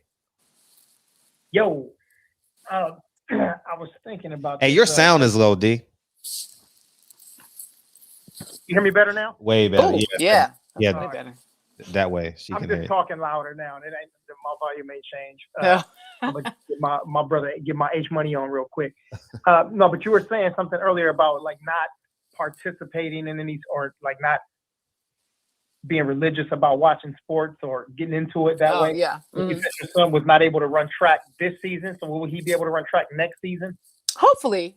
He was going to do it as a summer program, but now he's going to be traveling during the summer a little bit, so his schedule won't work out. But he should be able to join next year. Yeah. So when he's doing it, though, is he basically just doing it like as an activity, and he goes for an hour and he trains, and then after that you guys go home and forget about track, or like will you get involved? This is the 100 or 110, and then this is the 220, and you'll be doing hurdles, and at home this will help you with jumping hurdles.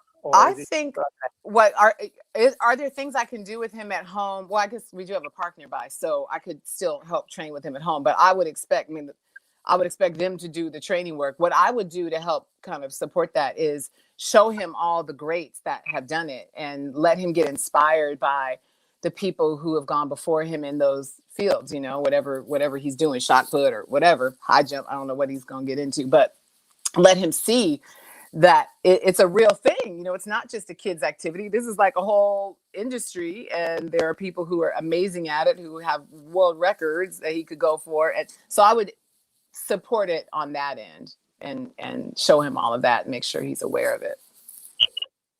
As though, also, and speaking about kids too, what do you teach him about police brutality? Because I know he sees things on the news, on the internet, or just hearing it out in the world. So when people are being brutalized and murdered by the police all over the United States, does he ask you questions, or you just tell him about it? That has been such a difficult conversation in my household.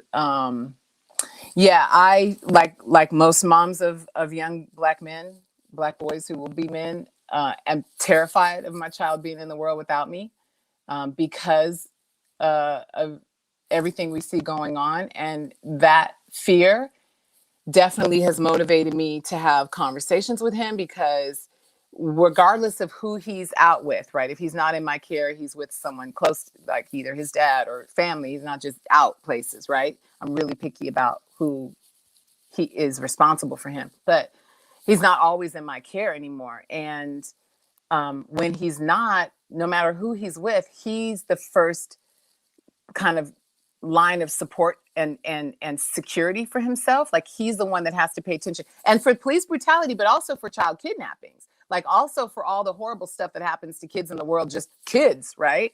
And so I have him maybe too hyperly aware of the danger that could exist around him. And so I've taught him how to speak to police officers.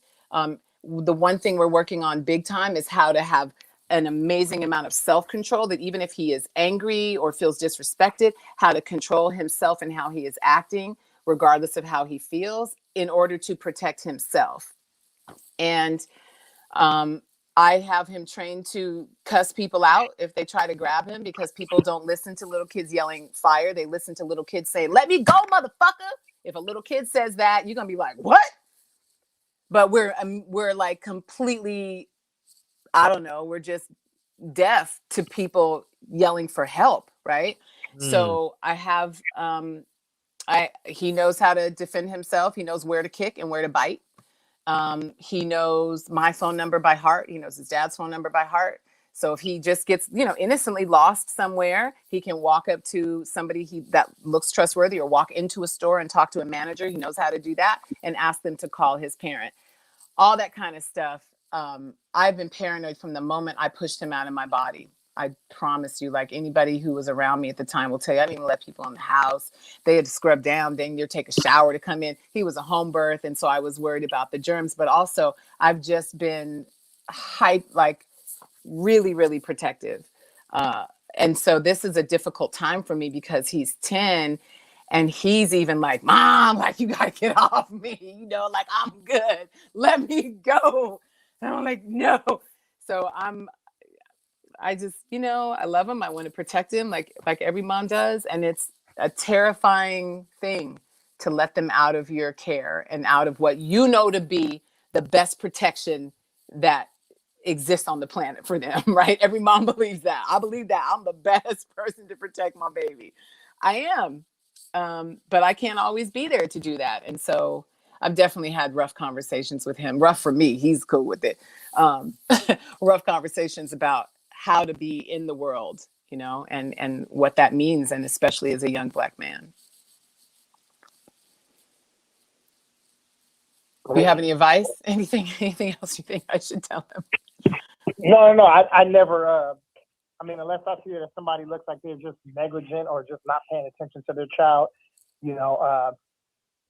maybe as a client or as a friend, I would probably say something. But other than that, yeah, I just let people parent their children the way that they want to. If somebody in my business, you know what I mean, and we teach discipline. So if a kid comes in, like today, I had a young kid. He's been in for about 3 days. First day, I kind of let him roam a little bit and kind of do his thing. And the second day I was a little stern. Today I had to, I had to almost snatch him up. You know what I'm saying? I had to slap my thigh and stomp my foot at the same time and kind of bark. Hey, knock it off. When I say line up, line it up. And but he looked at his pops shrugged his shoulders like, "You heard what the man said?" You know what I mean? And like, that's it. You know what I'm saying? I'm like, I'm your daddy in here.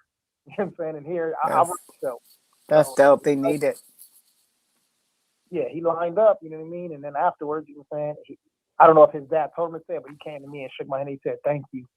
You know what I mean? But like, other than that, though, I don't tell just random people, not that you're random, but. Right. No, but I asked you for any advice. So it's not like you just telling me on your own. It seems like I solicited it. System. You already started teaching, and you obviously there's some discipline. So it seems like you have a system in place. If you came back and you said, "Man, remember I told you guys a couple of months ago about my son, and I was telling him to curse, and then a guy grabbed him, and man, the guy almost got away with him. I didn't know what to do." And then at that point, I would say, "Okay, well, at this time now you got to drive to 45 minutes to come train, because it ain't no getting over it." But right now you got to, there's no telling if it's broken. So keep doing what you're doing. Nah, he could really use some training, though. What kind of training are you talking about? Self-defense. For kids? Yeah. Wait, that's two different times. Is this the first time I've heard it, or have I heard it before? Go to his video. Go to his stories right now. Okay, wait. What is it? Like I said, I put it in your DM, and I'm like, all right. You did? Send it to her DM right now. Wait, stop. Wait, what am I looking for? Because what's the IG name? Forward it to her, Fred. I can't. My Wi-Fi is choppy right in here where I'm at. I got Fred's in here, but I don't know. Let me. Let's see. Yeah. Are you, Fred? You about to put it in my DMs, or you email? Okay. Yeah. Or PPD. Hola. access to a computer. I can't see the chat either right now. But anyhow, I mean, it seems like you got a system in place, though. So there you go. Yeah. I just sent it to you. Don't rock with it. D says, "Salute to the shop. Salute to the shop. Appreciate you, D. Thank you." Hey, you know, Oh no, I didn't even see. Wait a minute.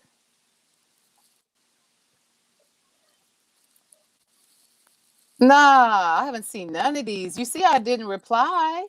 I didn't even see these. I ain't see none of this. Well, because what happens is unless it I'm so lucky, so I don't really when I send something to women, I'll send something 1 or 2 times after that. I'm like, Oh, you on your own. I feel you, but I see. Wow, I'm so sorry I didn't see this. It's in my approval area, and I'm just not on top of it enough. I'm one person. Okay, all right. Well, now I know this is you, and I have it in my thing, and now I will DM you back. Okay, thank you, DB. There's a couple of super chats. It's a super chat for you. Oh, hi, Queen. What do you think of Felicia? Oh, I love Felicia Rashad becoming Dean of Fine Art. Some HBCUs are requiring vaccines for students to go to campus. I'm so on the fence on this whole vaccine thing. I respect everybody's choice, but I don't feel like everybody else respects everybody's choice. And it's really difficult for me to imagine getting a vaccine for something that I believe my body will be able to handle if I'm exposed to it. And I think that the human body, viruses have been around for, millions of years. They're older than us. And our bodies, when they're healthy, and that's the key point there, when they're healthy, can fight off whatever, we're designed to do that. And yeah, I haven't taken it yet. I'm not saying I won't, but I'm one of those people who's going to wait until it is absolutely like I can't get around it any kind of way.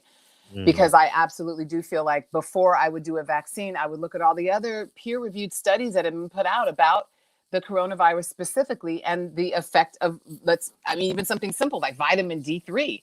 The effect of a high dose of vitamin D3 has been shown in studies that are right, there and whatever in the journals of a medical JAMA, whatever, who publishes these studies. It's right there for you to read, and it says very clearly that these high doses of vitamin D, one, prevent people from getting corona, even when they're exposed to it. Two, when they are exposed to it and contract it, their recovery time, or the time that it gets through their body, is a lot faster. They don't get as sick, like all these things that they're saying the vaccine does.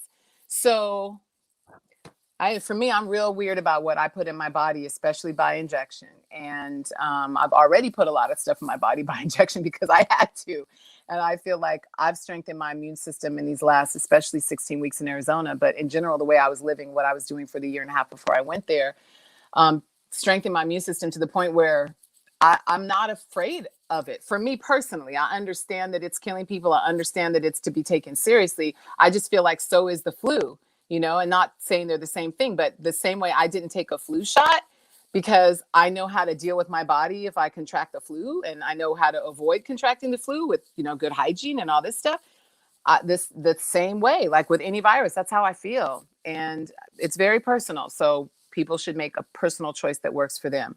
But my personal choice right now is that I'm waiting. And as far as Felicia Rashad, I was so happy about that all day. I saw that this morning. I was like, this is perfect. I mean, what a beautiful full circle for her coming back to her alma mater as the Dean of Fine Arts. Like, that's crazy. That's beautiful. That's Howard University. That's what we do, ain't you? So I'm super excited about that too. I might even go to homecoming this year. You know what I'm saying? Because there's so many things to celebrate up in there now. Kamala, how about your other girl from HU? Alicia. Kamala, you talking about? Yeah. Yeah. I haven't. What? How's she doing in office? And the government is powerful. The government is powerful. You breaking up and chopping up. Now you're good now. Go ahead. Oh, because I started talking about their stuff. You know what I'm saying? You see how they do that, though, right? You see how they do that, right? Yeah. Like, the phone started cutting up. We've been on for how long? An hour and a half. Right. Them algorithms are crazy. Mm-hmm. she says America's not racist. Well, what? I got What are you talking about? Oh, you haven't seen it yet. Kamala. So, I haven't seen yeah, it because I'll be Kamala. paying Okay, attention. so I'll it's be watching this stuff. I don't even. Now you too famous for even me to ask you about that without you knowing what actually happened. You know what I mean? So yeah, I'm being honest. I don't want you going to the mill and you got to respond to this shit and this. Nah, let's not even go there. When you get it, you come back. Well, I'll ask you if it's Really important. ask me about. You know? I did. Now that you said that, I heard some blurb about it, but I really listen. I really feel like the majority of people. I feel like they want us to be distracted by all this stuff they talk about and put out in front of us to be distracted by, because they know if we're distracted by that, we're not focused on making our own lives better, improving ourselves. Like everything you have to do takes time. It takes time to sit there and watch stuff, right? It takes time for me to edit. It takes time for me to meditate. It takes time for me to do all the other stuff I'm doing, sit in my sauna for an hour a night. It takes time for me to cook my son home cooked meals. It takes time for me to, everything takes time. And time is the one commodity that once you spend it, you ain't getting it back. So I've learned to be very picky with my time. And when I find myself doing something that does not affect my immediate environment and the improvement of it, I'd be like, oh, I got to get back to that. Because that's literally what all I can be about right now. You know what I'm saying? Like I have too much to do. And so, yeah, a lot of stuff just because I'm not sitting there listening, and I'm not driving in my car as much anymore. I used to listen to a lot of talk radio in the car because then I can catch up on stuff. There's nothing else to do, but I'm not driving as much right now and going as far. So it just, I didn't know. Right. Don't gamble. Get it, but what do you feel? Pause. What? But don't. That's past the pause. Don't gamble. Get it. Yeah. But do what you feel. Talking about the vaccine. Oh, he's talking about the vaccine. Yeah. Everybody. And we have each their own. Yeah, we have Asian math coming. I don't shame nobody because you don't know people's life experiences. Yeah, and I have a pre-existing condition, so I'm not willing to tempt fate and mess with that right now. I'm like, listen, I know people who've gotten the shot and gotten the virus, and I am not. Listen, if I'm gonna get it, it's gonna have to come find me. I'm not gonna invite it. Right. You're gonna have to seek me out, sir. Asian math, what's up? How you feel, man? How you feel, man? You know how I feel. 55 cents on 55 mil. You know that's about to change. When? I like him already. Oh, fucking goodness. Oh, excuse me, man. How you doing, Ananda? I'm good. How are you? And I've heard those words before, so you don't have to. No, you don't have to pardon yourself for me. Okay. Let's get in where we fit in. We'll get it in. Right. Well, I was looking at an older picture of you. You, Radon Chong, Irene Cara, and a younger version of Lauryn Hill. Y'all would have made a beautiful group. I would say Chili from TLC, but she's already in the group. Yeah, she already in the group. Yeah, but you find a certain image of all the ones I just named at a certain point in time. Y'all look like y'all are definitely sisters or cousins. At least cousins, right? I would agree with that. Mm-hmm. Yeah, do that one time. Just go and look. It's the one picture that they have on your profile, and then go look at some of their older pictures and put them all together. Who's they? Who has on my profile? You mean that like a Google search? Yeah, I think it was like a Google something like back when in your MTV days. Oh, it was one of those pictures. Yeah, the big hat on. It was some big hat like a cowboy hat. Right. I think I remember that picture. And my arms are up, like, or maybe not. I got a question for you though. Uh-huh. How much you sell that black and white TV behind you? What's the price on that? That is a combo TV VCR, my friend, and it is. I have two of them, and it's actually not for sale. I use it because I have. I'm talking about this right here. Yeah, it's color, you go through your footage, right? Yeah, I have to go through my footage, and so I have to keep a VCR around because everything I have is on VHS. Yeah. And I have 15 trunks of VHS tapes that I at some point have to get digitized. Converted. Yeah, that's one more thing to do. Yeah, I'm right there with you. A lot of first videos I haven't got them converted. Shame on You me. so funny. You so observant. You so observant. Yeah, I had one of those before. You did? And yeah, of course, of course. I'm Everybody had one 55. of Of course I those. had one of those. Uh give us one of your favorite Prince Michael Jackson moments. Some we don't know. Because I know your Gosh, favorite color. So you must have my favorite what? some. Your favorite color is purple, correct? Purple and black. I don't really have a favorite color. I just like Oh, okay. colors. All right. I don't even think Prince's favorite color was purple. Actually, I think that's a misunderstanding because he wore it a lot, but I don't know if it was his favorite. I don't tell Prince stories. I just don't. My moments with him were really private. I had many of them, and so I probably could tell a lot of stories, but I just don't. He was very private as a, when he was alive and in his body, and I respect that privacy even though he's gone. Michael Jackson, I didn't know that well, so I don't have like a. It's not that I don't respect him, but I don't know how he was about his privacy, and I don't have any real, in-depth stories with Michael Jackson, except the one time. As an adult that I met him or saw him, we didn't like formally, hi, how are you? I'm Ananda. I'm Michael. It wasn't like that. But we were behind stage at, I think, the American Music Awards. Can't remember the year. It's probably 2000. And I had this bomb dress on that had like not rivets. They were like bolts almost. It looked like all the way, like it was a dope dress. And I was backstage for something and Mike walks like past me as I'm going this. So we're like, in a T shape. I'm coming this way. He's walking this way. And he saw my dress and he stopped and he went, I love that dress. And I saw who it was and went, hot, like flushed. And I did a turn and I was like, thank you. And he was like, and just walked on. So that's my Michael Jackson story. He complimented my bomb dress. And that was it. He probably wanted to borrow it. I'm joking. Oh, come on. I don't believe that about Mike. I think Mike was a woman's man. I think he was a strong man. I think I do. I do too. I do too. I think he was a strong man. I think so. No, it was just a joke because we're in the barbershop. We do that. May he rest in peace, though. It was just a joke. But since you didn't share a Prince moment, I will. But it was at a concert. We didn't meet privately. And I got the ticket from a scalper, so way up in the nosebleeds.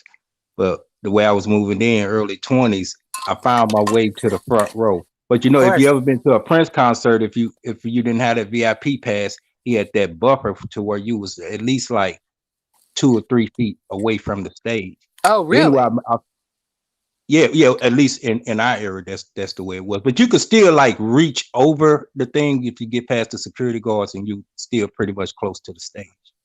But when I got down there, and I looked, and I was almost taller than him while he was on stage. It was almost like this wasn't, man, I didn't know this dude was this short. Very small. Yeah, that dude was short. I was like, damn, I'm damn near taller than him. He's up on stage. But the beautiful moment of getting down there, Wendy, I forgot what song had started. I think it was Purple Rain. They had started Purple Rain, and they had this thing way up in the ceiling. And once that certain cue came on, to start sending down a bunch of flowers, to the whole audience, to everyone. I guess as a memento. But she had some like tulips or whatever it was, and she handed me one. And he walked by and he was looking at her, handed to me. I don't know what was going through his mind when he was handed to me. I was like, don't get up, motherfucker. Shit.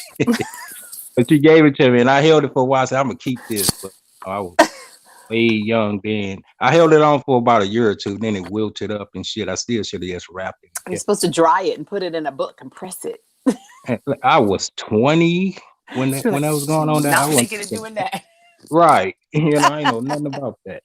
A lot of people didn't believe. Well, some people, when I was just leaving, the people I rode back with, they was like, "Oh man, that was cold.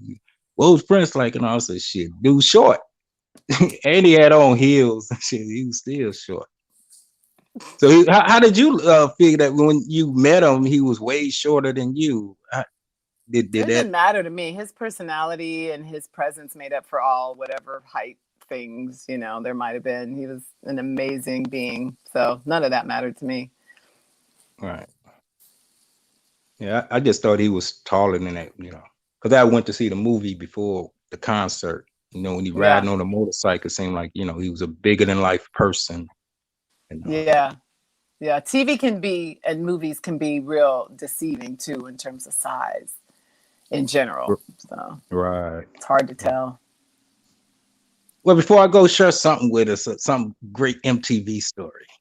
Oh, I don't have those. I don't know why. You think with all the great stuff I've done in my life, I have great stories.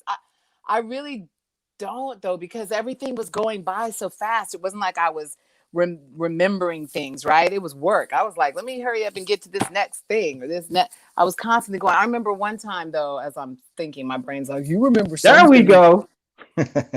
I don't even know if I made it up in my head or if it's true, so you can't really quote me on it. But I remember Eminem being in the MTV studios one time, and the place where the real action went down was always the makeup room, because that's where everybody had to come, you know, before going on TV. And either they were super nervous, and you'd be surprised if you're like, you're so-and-so, why are you nervous? But everybody's human. And we were just starting doing the live show on MTV, so it was new for everybody. But Eminem came in there, and he was doing something, you know, washing his face. I don't know what he's doing, something in the makeup. He wasn't putting on makeup, but he was doing some prep thing, like wiping his face or something. And I was in there getting my mascara, and he was like looking, because she was going real slow on my mascara, so it must have looked crazy to him.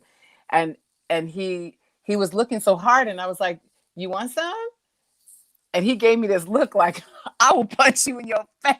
Like, he looked at me so crazy, and I was like, oh, it was a joke.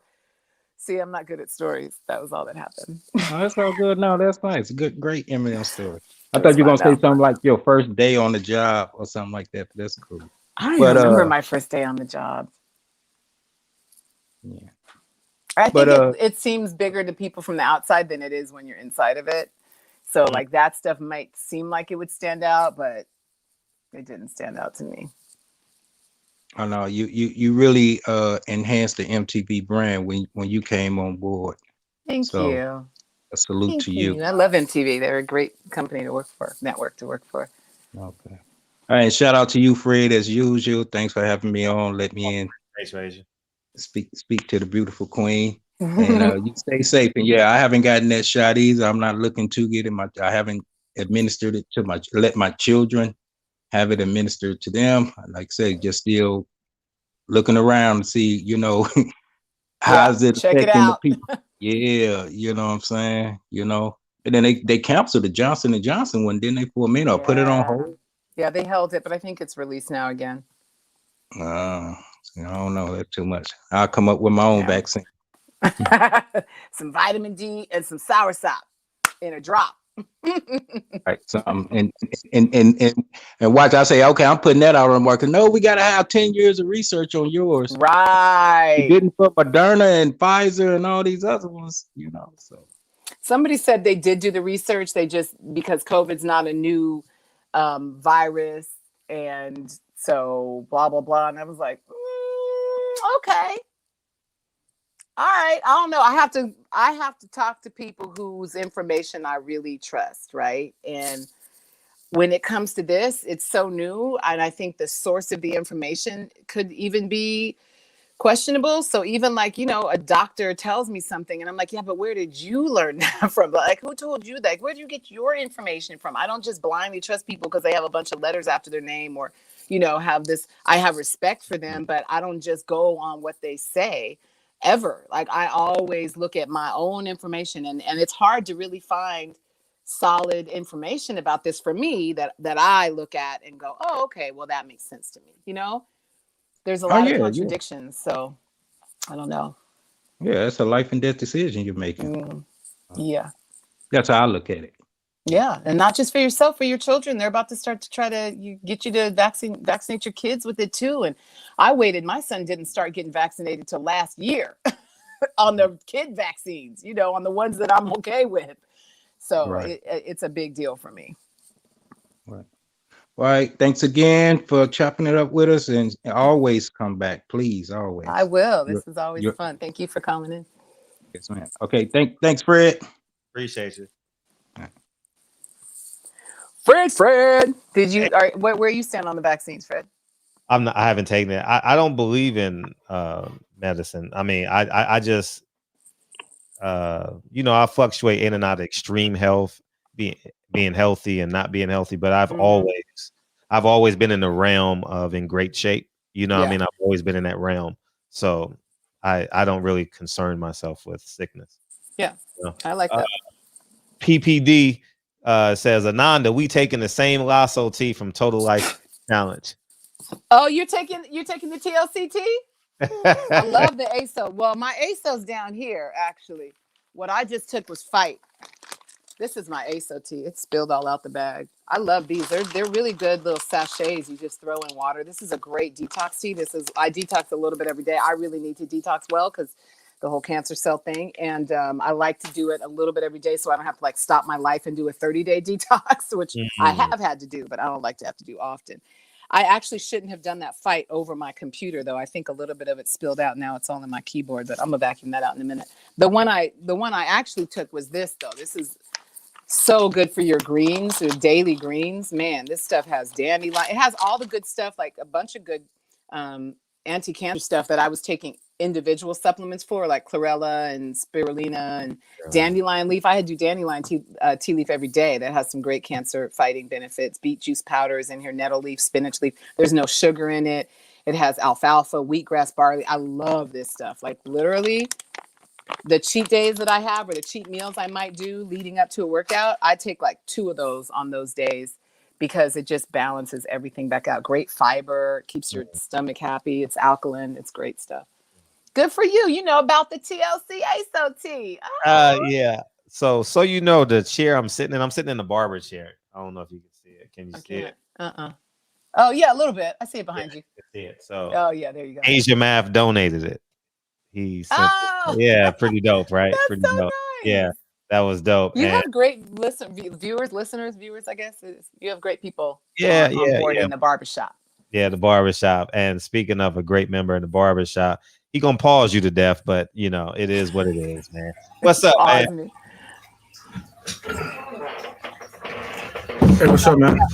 He got pep. Hi. How you doing? You got pep. Yeah. I got what? Nemo and Goldie. What's up, Fred? What's up, man? How you doing? Great. What's up, T-Boz's sister? How you doing? Hi. How you doing? Hey, look, I got one question. Well, like one fan question. Then I got. Wait, is there water running behind you? Oh, he got Nemo and Goldie. I told you. That's what you were talking about. It's a fish tank. Yeah. It sounds like somebody is going to the bathroom, like with a bladder issue. No, I'm sitting right here. Uncle Boo Boo, right? Nigga just can't stop peeing. Yeah, man, I hate that damn fish. I swear to God. Oh. So let me. It's like a running toilet. Yeah, it's like a running toilet. No, it's a Jack Dempsey. It's a fish. Oh, okay. I know what those are. So my first question is, what made you get into construction, like renovating houses and stuff like that? I just love it. I remember back when I was a little girl, I used to break stuff a lot because I was super clumsy. I wasn't just clumsy, I was destructive. I tried to break stuff. So when I broke stuff in my grandma's house, her rule was if you break it, you fix it because she wasn't going to pay for it to get fixed. And my grandmother was a real Renaissance woman. I mean, she really did it all. She could cook and sew and, everything. I mean, she did everything. She gardened. She grew vegetables sometimes. She raised chicken. I remember having chickens in the backyard. She was one of those women who always just had everything she needed all around her. She was a business owner. She was everything. And I learned a lot of what I know from her. And one of those things was how to use a power drill, because when I would break stuff, she would teach me how to fix it, right? So early in life, I was using tools and fixing tables. Now I build tables, but that's when it really started for me. I didn't love it back then because it was like punishment, but it was interesting to me. I wasn't against it. I might have actually broke a little extra stuff to learn how to fix it because I actually liked it. But I've always had a really mechanical mind. I used to be able to take apart VCRs and pull out tapes and fix them and put them back together. And all kinds of little stuff. I changed my oil when I was 16. When I finally got a truck, one of my friend's dads taught me how to change my oil. And I've always been real hands-on, mechanically inclined. I don't know where that comes from. I probably just came into the world with it. It's very organic for me. But I fell in love with the carpentry part probably literally when I started taking classes. I went to, I got my degree in carpentry in 2010. So I started trade tech in 2008. And the minute I walked in there in this huge workshop that smelled of sawdust, that had every tool I'd ever seen and like dreamed about in Home Depot, I was just in love. And that was it. That was like, this is what I'm going to do forever. And I don't know, it's just one of those things where when it's for you, it's for you. And when you love it, you love it. And I'm sure my grandma being a tool person too had a lot to do with that. And I had a boyfriend back in kind of between college, right after college, that was a furniture maker. And I loved sitting in his shop too. And I learned a lot of kind of technique stuff from him, but I still wasn't taking seriously then. I just liked it. I've always liked to be able to fix my own stuff, build my own stuff. But when I got in carpentry school, that's when I was like, the light bulb went off and something clicked. I was like, this is it. Yeah, I remember, I think I was 9 years old the first time I changed the points in a grass mower.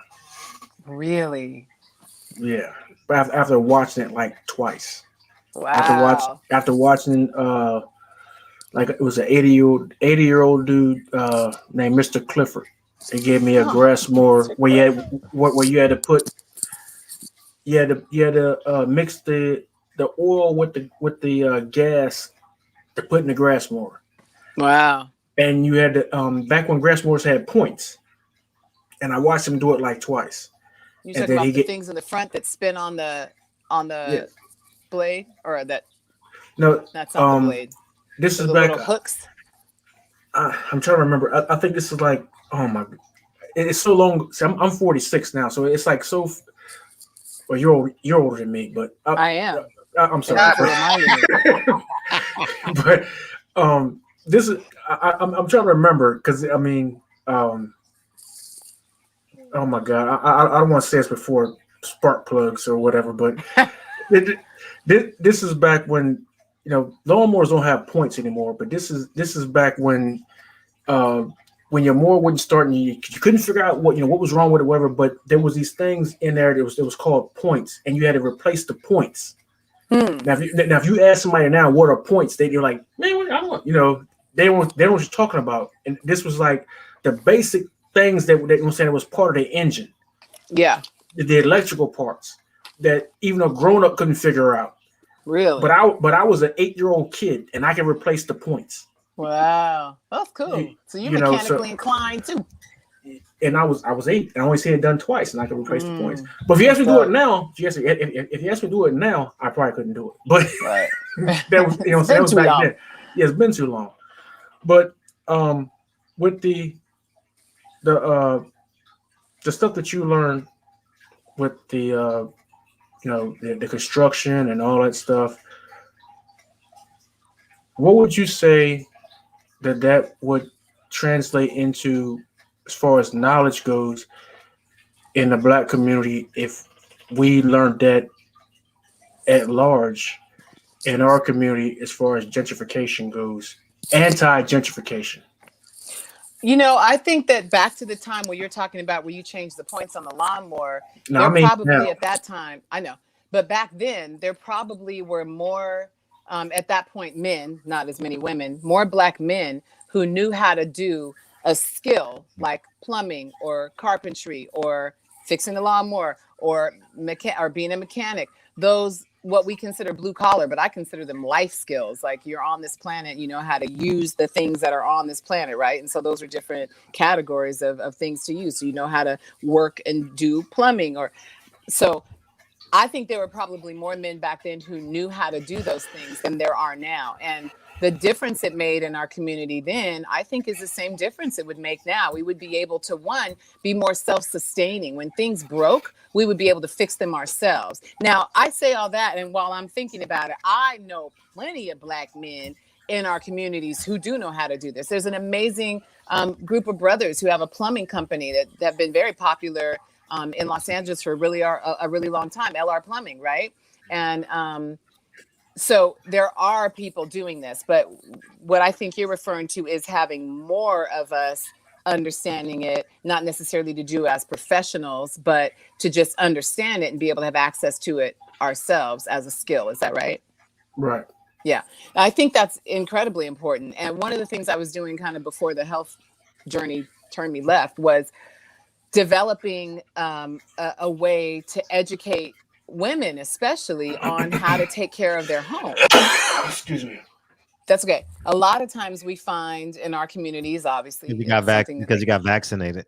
Maybe because he got vaccinated. And he said, "No, I didn't get vaccinated." No. I've been dealing with something here lately. The last 3 days, man. I don't know what the hell it is. I'm about to go to the VA, man. Figure this out. Are you congested? What are the symptoms? You know what, man? I'm just coming off my birthday celebration, man. I think I partied too hard. That's what I think it is. I partied too hard, man. At 46, if you drink too much and stay up too late, your body's gonna tell you about it. Yeah, you know what? It's cussing me out right now. I'm telling you. It's like, I know you don't think I can take this no more.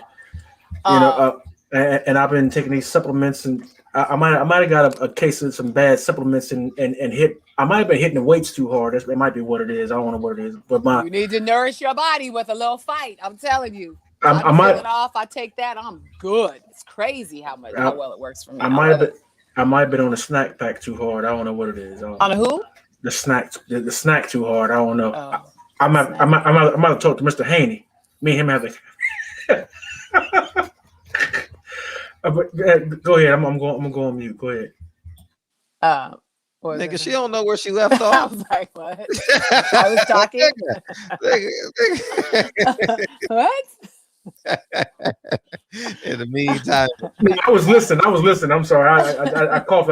Hey, go ahead. That's okay. You need some cough medicine. You know what you should get is some Breathe, some doTERRA Breathe, or also TLC has some good oils for breathing, and peppermint's a really good oil. You could just inhale it, literally rub some drops in your hands and breathe it in and let it just saturate all your cells. Like the breathing in of oils is really good for you. TLC, I'll get it from T-Boss. Go ahead. Total life changes. Sorry. We're not putting out albums. We're putting out good supplements. I don't remember what I was saying. So y'all want to remind me? Okay. Well, I'll just skip to the next part. So, talking about when I asked you about the building part and the skills going into what we should be doing, like brothers knowing, us knowing the stuff that you know in the community. Mm-hmm. And segueing from that into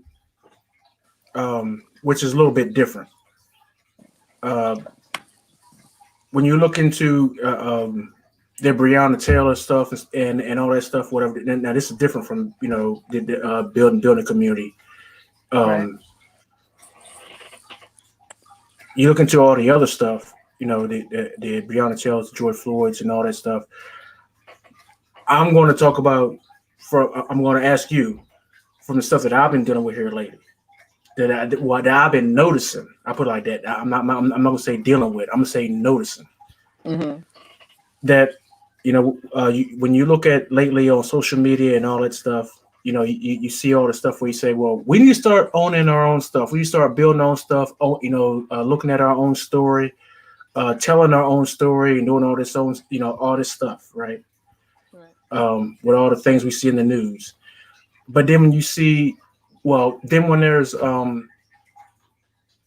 community projects and all that stuff in your community and all that stuff, and then there's white folks that are the ones that are the chief contributors to those black projects, and black folks are the minimal contributors let's say there's a black historical project, and there's money being contributed, and it's a black story.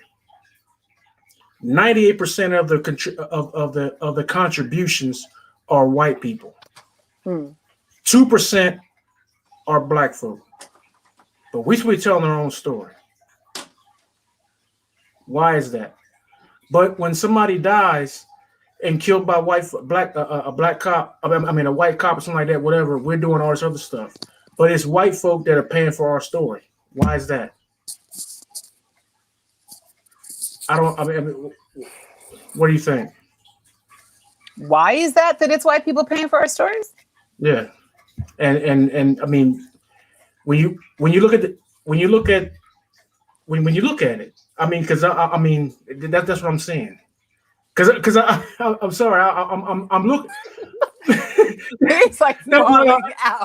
Because I'm actually running a job, and I'm looking at these I'm looking at these. Question with the shits, dog. Yeah, it did. Yeah, it did. And I knew it was. He's like, I knew it was going to go for it with. Because there was no way I was going to try this in. I was like, yo, I got to ask this question, but there's no way I'm going to try this in, so I just got to ask the question. But I'm like, gave you that Oprah look. Like, man, I just want to go back to Santa Barbara right now, but I got this nigga talking that I don't give two shits about. But I mean, I'm just gonna sit here. Look. I'm just gonna ask. I do give two shits about it. I'm gonna ask the question. I'm gonna ask the question flat out. I'm gonna ask it flat out. I tried to tie it in, but I knew there's no one gonna tie it in, so I give my best effort. but look, here it is. I'm running a campaign for a Frederick Douglass mural in the oldest African American community in the United States, which is where? In Easton, Maryland, in the birthplace of Frederick Douglass. It's down by the beach, by Ocean City. Yeah. Oh, okay, different. 12 miles from where Harriet Tubman and Frederick Douglass were born, 12 miles apart. Wow. Okay, the mural the mural itself is paid for. We're running a campaign for the thing for the actual site. What's the question, nigga? What's the question? The question is, nigga, why is it that white folk will pay for more for black history than black folk do? That's the question. Well, we have never been taught in the traditional school systems that we've been trapped in to respect our history. Why would we value it? No one's taught us to value it unless we get it from in our community. Where would we get it from? I mean, that to me seems like what it is. And why would white people value it? I don't know. I have such a hard time with categorizing the color, but that's okay. It's a whole nother thing. I get it. So I can do it. I just don't like it. So why do white people value it more? I think that, there's a better appreciation that they have for the historical significance of Black people in this country than we have. And that's really sad, but it's probably true. Like, I think there's a lot of history. Well, I don't think that's history, but I think there's a situation where, how, I don't know if I can find a good analogy for it. I'm bad with analogies. Let me think. So there's a dynamic that exists where when you do wrong to somebody, you then have to try to downplay them in an effort to almost hide the wrong that you've done, right? White guilt.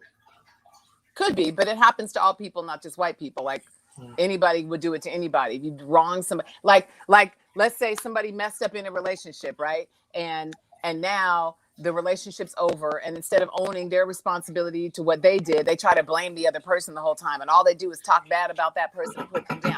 Anybody who's doing that, there's something they hide, because that's never true in a relationship. It's two people. So to me, anytime somebody overly tries to squash somebody or talk about them badly or hate them, there's a reason that has nothing to do with that person, right? So yes, that can be broadened to include race to race.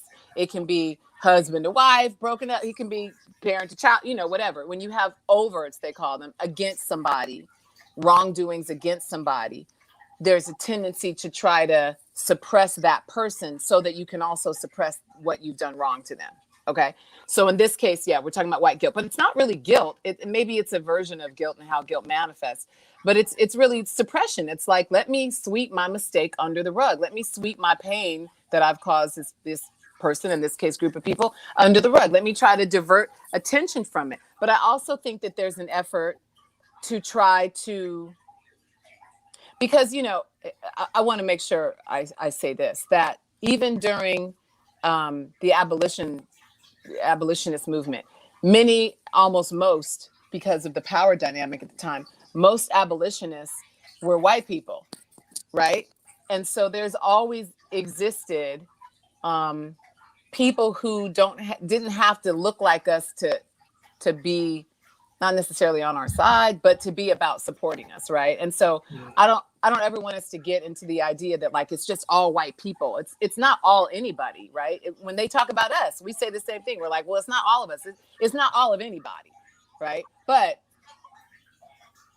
there are white people who carry guilt and try to do things with that guilt to alleviate it. And like I said, I would say that's true with all people, but we're talking about white people right now. So maybe that's why. Maybe that there's a version of how things have gone down that they're like, dang, that was really foul of us to do that. And when I say us, I mean collectively, because I am benefiting from the privilege of what the people who went before me who look like me did, right? And so let me try to do something to make that better. Let me do my little part in trying to improve the situation. Maybe that's it. I don't know. I have a tendency to not want to speak for people because I think every individual should speak for themselves. I don't know why those particular people would do that, but if I had to guesstimate, my guess would be close to what I just said. But I don't really know. We got $1,000 donation from the family that used to put my family to work in the slave trade. $1,000 donation from the Tillman family. How did you feel about that? Did you feel like that was a beautiful thing, or did you feel like that? I was disgusted because it was more than any African American family gave. I was disgusted. You were disgusted with us, though. Yeah. Well, I was disgusted. Sometimes we just have to let the circumstances be what they are and do what we need to do. And I think it's important to assign responsibility. The family that enslaved my family gave more than my brother or sister. I was disgusted. It sounds like they might have owed you more, though. Yeah, but they gave more than one I broke bread with. Well, take the money and make the mural happen regardless. The mural's paid for. Good. I'm not looking to give a gift horse in the mouth, but I'm just saying, it's. I don't want them to outdo us. Right. And I look around the town, and not even the Frederick Douglass mural. Statue. That was paid for by white people. Every event that goes around town is paid for by white people. I guess I don't understand why you have a problem with that. Maybe they should be paying for that stuff. That's the same thing goes on. Right? Majority of the country, whether it be Harriet Tubman, Frederick Douglass, W.E.B. Du Bois, anybody you can think of. Give me a majority of any black figure that is not majority funded by white folk around the country. Yeah. Let's do a consensus on that. Let's do a census report on that around the country. How many of our figures are not majority funded by our own people? The celebrations, Juneteenth celebrations. These grants, the grant money that come from that we get for these events. Please don't do that. Where's that money come from? A lot of these grant monies are dollar for dollar. So if you want a $10,000 grant, you got to come up with $10,000. Why would you even do that? I don't get it. Yeah, I don't know. We don't know, man. We don't have the Yeah, answer. I'm just saying. All right, man. That's all I got. All right, man. Peace. Thank you for the brain exercise. Yeah. you see why I'm bald. Look, my whole body gonna be gray before I'm done with this, man. Nigga, we don't want to know about that shit. Peace, nigga. Peace. God damn, nigga. Yeah, Ananda. Sometimes you just got to tell nigga, get to the point. Nigga, Listen, you better at that than me, but hey, Ananda, I'm beautiful. Yes. Do you like me? Okay. Get that. You know what I mean? Like sometimes you just got to say, nigga, I know. Yeah. I think you're special. You're special. God. Special and lovely. Damn. That nigga sounded like Rand Paul to me, man. God damn. You know? Rand Paul. I just was itching all over, nigga. Like, God damn, nigga, get to the question. Sometimes people just need to talk. I know. You Yeah, get to talk every day. Everybody. Yeah, you're right. No, he definitely wanted to vent. He definitely wanted to vent. And that's why we're here. He's more than welcome to come here and vent.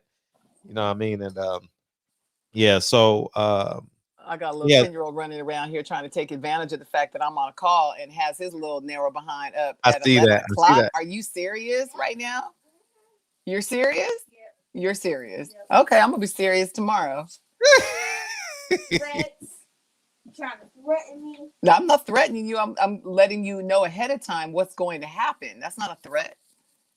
That's called a heads up. Okay, my head up. And I love you. 'Cause I love you. What song is better than that Lenny Williams song? Oh, by the way, hi DB. How you doing, DB? You good? DB, you ain't even coming. God, now you see why we call him Pastor Pause, right? Man, God damn, that nigga. Pastor Pause. Where you at? Man, that nigga. Man. Oh, but anything you want to add to that, DB? I know you over there eating. DB eating. You over there eating? Gotta be. He said he's done. Sunset. Yes, I had to take my drink, so yeah. We all gotta do what we I gotta do. was trying, but I didn't know when these calls were gonna end. I knew my name would get called at some point, but I knew there would be long calls, extremely long and awkward calls, like 2 or 3 in a row. And I knew at some point my name was gonna get injected somewhere. So you just left it for us to do then. Say it again. I just said you just left it for us to do then, huh? Oh yeah. I already know. They are family, so I already know Asia Math. I already know Pastor Paul. I know exactly how they get on. So when they said, "What's up, Fred? What's up, Ananda?" and they didn't say, "What's up, DB," I was like, "Thank you." No problem. Those back and I'm like, "Yeah, y'all go ahead and fend for yourself." And then I heard the fish in the fish tank just peeing the whole phone call. You know what I'm saying? It was it was crazy. I feel like I was in the Twilight Zone. He was talking about the sunset, playing Scrabble, the audio in his headset, chopping cucumbers, and barbecuing on the next holiday, all in the same, like at the same time. There was a whole bunch of stuff that was going on. And I was thinking to myself, I know exactly how he talk. I know how he get in. So I know if I'm confused, I know Ananda going crazy in her head right now. Like, no, I was following him. I just didn't know what to say in response. I think he just wanted to vent. I gave him a hint. I was like, nigga, she forgot. And the nigga still made it up. I'm like, nigga, she really don't give a fuck about this. She's sitting there like, yeah, I know. Anyway, you can still be compassionate and kind. Yeah. Regardless. Tone and delivery. Yes, tone and delivery. Yeah. Current event stuff that I wanted to talk about, but those it's history now. As long as those calls took. BC. But I do want to ask, so how do you know Chris, and how did that relationship start? With Chris Spencer? No, the other Chris.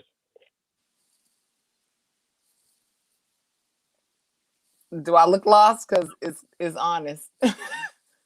Yeah, Chris Spencer. I'm being sarcastic. Oh, okay. See, I don't get sarcasm very well. I'm sorry. Why I He's like, can't nah, get the other out of Chris. my head? Hey, before you, why I can't get out of my head? DB eating his policies. Like I can't get that image out of my head. The whole fucking show, dog. I've been thinking about that shit the whole It show. didn't look as good when I did it. That looked like anyway. That But, looked. but I'll tell you. Anyways, I'll say that. Go ahead, answer DB. I, from work we met. Back 22 years ago or something on Wow. probably a shoot interview. And I don't know. I've met everybody. I kind of know everybody, but it's all from, I interviewed everybody, and I was all over the place with work. We covered a lot of stuff. I don't remember the exact moment. I just remember all of a sudden I know him, but it was before he was like Chris Spencer. I'd like watched this rise, this amazing evolution of him as a comedian and a talent, now a writer, and it's been beautiful to watch. I get to say that about so many people in the business, which I'm real grateful for, like watching the evolution of all these people that were starting when I was on TV every day doing all their interviews. And, that's been really amazing to just witness, to see who they were, where they were back then, and to watch them fight and work hard and earn what they got. I'm so proud of so many of us. Like literally everybody who is a name right now started back then.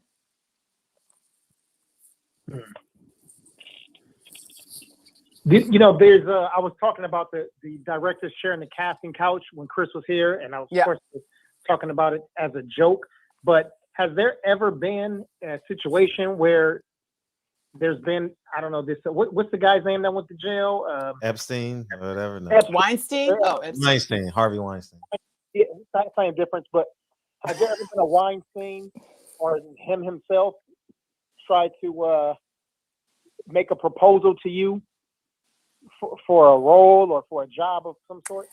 I've never considered myself an actress. I haven't done much acting. What I've done is all been being myself, hosting stuff that's just been, basically genuinely me. And it's all been pretty much live TV. And every job I've gotten on TV, I've auditioned for and earned. I've never had to play any other kind of game, to get there. So I would say no. And I think I'm the kind of person, like I did have a Me Too moment. I probably had a lot of them, but the one that stands out is somebody I was working with, a coworker, kind of palmed my ass behind stage, and I punched him in his gut. I punched him somewhere in here. I don't know if it was his gut or chest. Like, I don't know. It was dim back there. And I just remember socking him really hard, and he lost his air. He was like, oh, and then it became, okay, now we're even.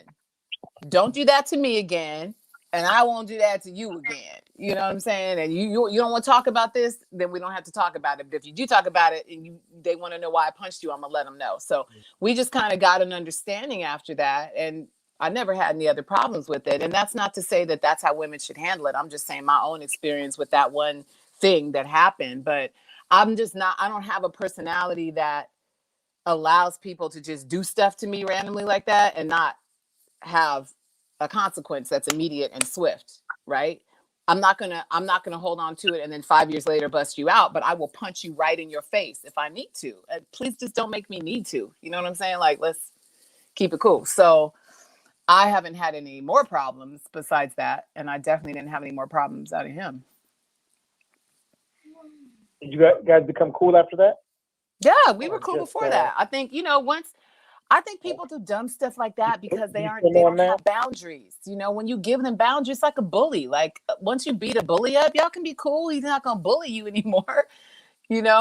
There's a dynamic that exists where people just need to be taught that one lesson with you. Like, you're not doing that to me. I don't know who else you might do that to, but when you come here with that bullshit, I'm going to punch you in your stomach, And so, oh my gosh. Anyway. And so, I never really had to deal with that again. Yeah. What's his name? So we know who the slime ball is. I'll never bust somebody because I already dealt with it. I don't need to embarrass him publicly. I've already dealt with it.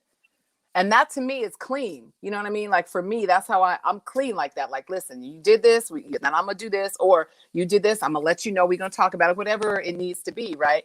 I just tend to keep my stuff really private, and I don't have any desire to bust people. I just feel like my karma is my responsibility. And even when someone wrongs me, now the ball is back in my court. Now, if I wrong them again, now I've started my karma back all over again, right? Let me just absorb that.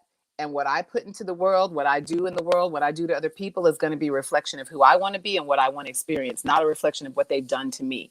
Because I don't want to be a retaliator. That's when people get decimated, when you just retaliating and functioning off of emotion and what they did and who you gonna get back. I had to elevate from that because I lived like that, and it got me in trouble, and it almost got me arrested. Like I can't live like that. I have to live, because I know myself. I have to live in a way where what I'm doing is only about, in line with, I should say, not about, but in line with what I want to receive. And I don't want to receive violence. I don't want to receive vengeance. I don't want to receive any of those things that I would be giving, responding like that. So I personally don't do it. I don't judge people when they do.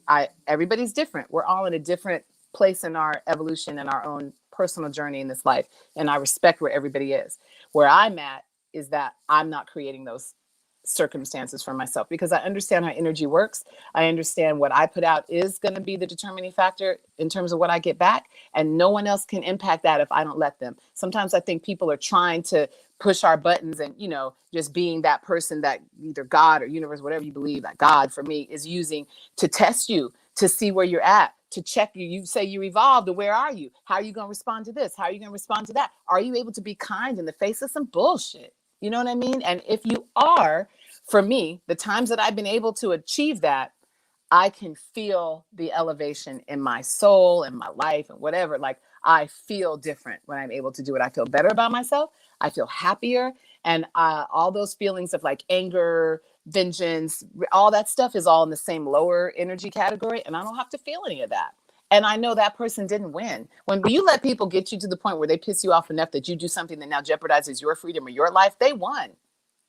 Period. So I resist that. I deal with things the way I need to deal with them so that I know I've dealt with it, and then I let it go. I'm not holding on to stuff. I'm not dragging stuff out. Yeah. So, and my last thing about that, has this person been in trouble for anything else like this? Yeah. Wow. Yeah. Yeah. Oh, okay. Well, shout out to Harvey Weinstein, going and burn and piss. It wasn't him, but yeah. Never met him in my life. Cousin, same You got a super chat in the meantime, between time. Oh, lights in my eyes. Nanda Lewis, damn, all these years you still fine. Oh, sweet. Melanin is a beautiful thing. It's also an expensive thing, apparently. $3.50 a gram. I agree. Don't take that shot. Yeah. I mean, listen, some of us need to take the shot. I'm just talking about my own personal actions for my own personal body. If they told me I couldn't travel internationally and I really needed to travel internationally, that might change my consideration. Right now, I'm not in a position where, it's being mandated of me. So, Kyle, what's up? What's going on, big friend? How you doing? Hi, Kyle. Kyle. I'm sorry, Kyle. Oh, what is it? Kyle? Kyle. K-Y-L-E. Oh, Kyle. Okay. Hi. Yeah, I've been Cal my whole life. It's fine. No, it's not fine. Stand for your name. I have a coworker. She calls me Wesley every day, and I just go with it. I just say, hey, how you doing? And just keep. I love that. You're choosing peace. You're choosing peace instead of violence. This is a good thing. Called me Wesley for like the last 2 years. What's up? How are you doing tonight?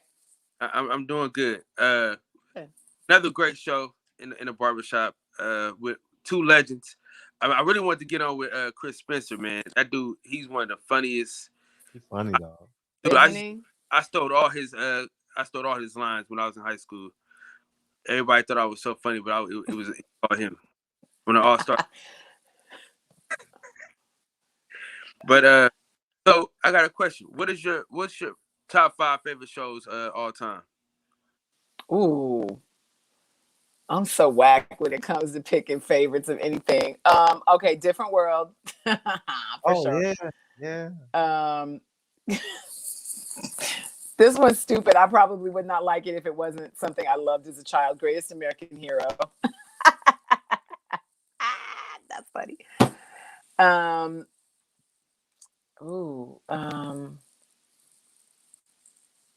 really don't watch that much TV. How sad is that? TRL, because I did that and loved it. Teen Summit for sure. And gosh, so I got one more. I really enjoyed Bridgerton. That was more recent. The one thing I've gotten to watch recently. I binged it. But there's some great shows out there I'm sure I didn't mention because my brain doesn't categorize things like that. But Sure. That's my list for now. Well, tonight on the boxing session, we're talking about The Wire. It's Wednesdays. So The Wire. Wire. I hear good things about The Wire. Oh, you got to watch it. You and Fred. He hasn't watched it either. So You ain't never seen it, right, Ananda? Nah. You guys got to watch it. I've heard about it, though. So did Fred. Y'all got to watch it. That's something that has to be watched. That's a must. Yeah. But you get a jump start tonight in learning about it, and it puts you in the mindset to want to watch it, man. It's one of the best shows. Period. If you think Snowfall is good, it's 20,000 times better. Wow. Yeah. See, I don't have that kind of time to devote to TV. I gotta really be wanting to see something. How many episodes in each season? 25? No. 25. Well, no, it's premium, so it's not 25. It's like probably 8. 12. It's like 13 and like 10, like I think 8. Okay. No, See, I didn't have cable in college, so I couldn't watch it. I told you that already. Yeah. My phone legit just gave me a 10% warning, so it might cut out because this phone is wonky. Let me see if I can plug in. I have to take. You ain't got to break no records tonight, Ananda. What was the record? Huh? That was my next question. What was the record? 7:20, 7:30 something. 7:20, 7:30 something. It was something. When I take my earphones out, that's the crackly. Sorry. Yeah. Did y'all hear all that crackling? Yeah. Uh-huh. When I take my earphones out, it crackles, so I can't take them out. Okay, well, that means my phone's gonna die soon. So, well, we thank you for coming in. We thank you for coming in for sure. That's crazy. The iPhone sorry, I has cut that off. I didn't mean to. Thanks. No, it's just give yourself. It's so stupid. Has one opening, and the Android got 2. Go figure.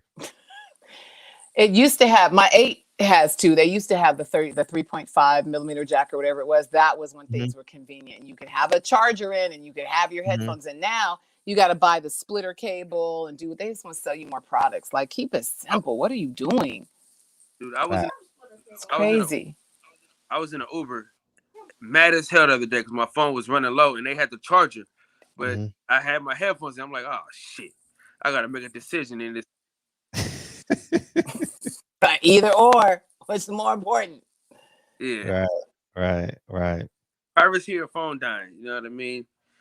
Ridiculous. Hey.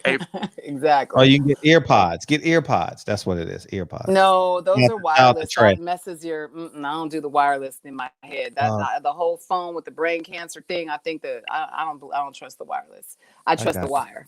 The wire, because this just like dissipates or diffuses some of the energy, the EMF. I think RF, radio frequency, whatever it is, coming through to your brain, and that stuff is dangerous. So you can get a charging. I try to use that as often. Yeah, I do. I have a charging pack, but I have to unplug the headphones, and the sound is messing up. When I unplug the headphones. Pad? Oh, what's that? Wireless charging pad? Like a heliport. You just put your phone on. Oh, yeah, I should do that. It wouldn't help me right now though, because my phone's on a charger. I mean, on a stand. But that is a good idea. Then I could just sit it here. Right. Oh, you changed your background too.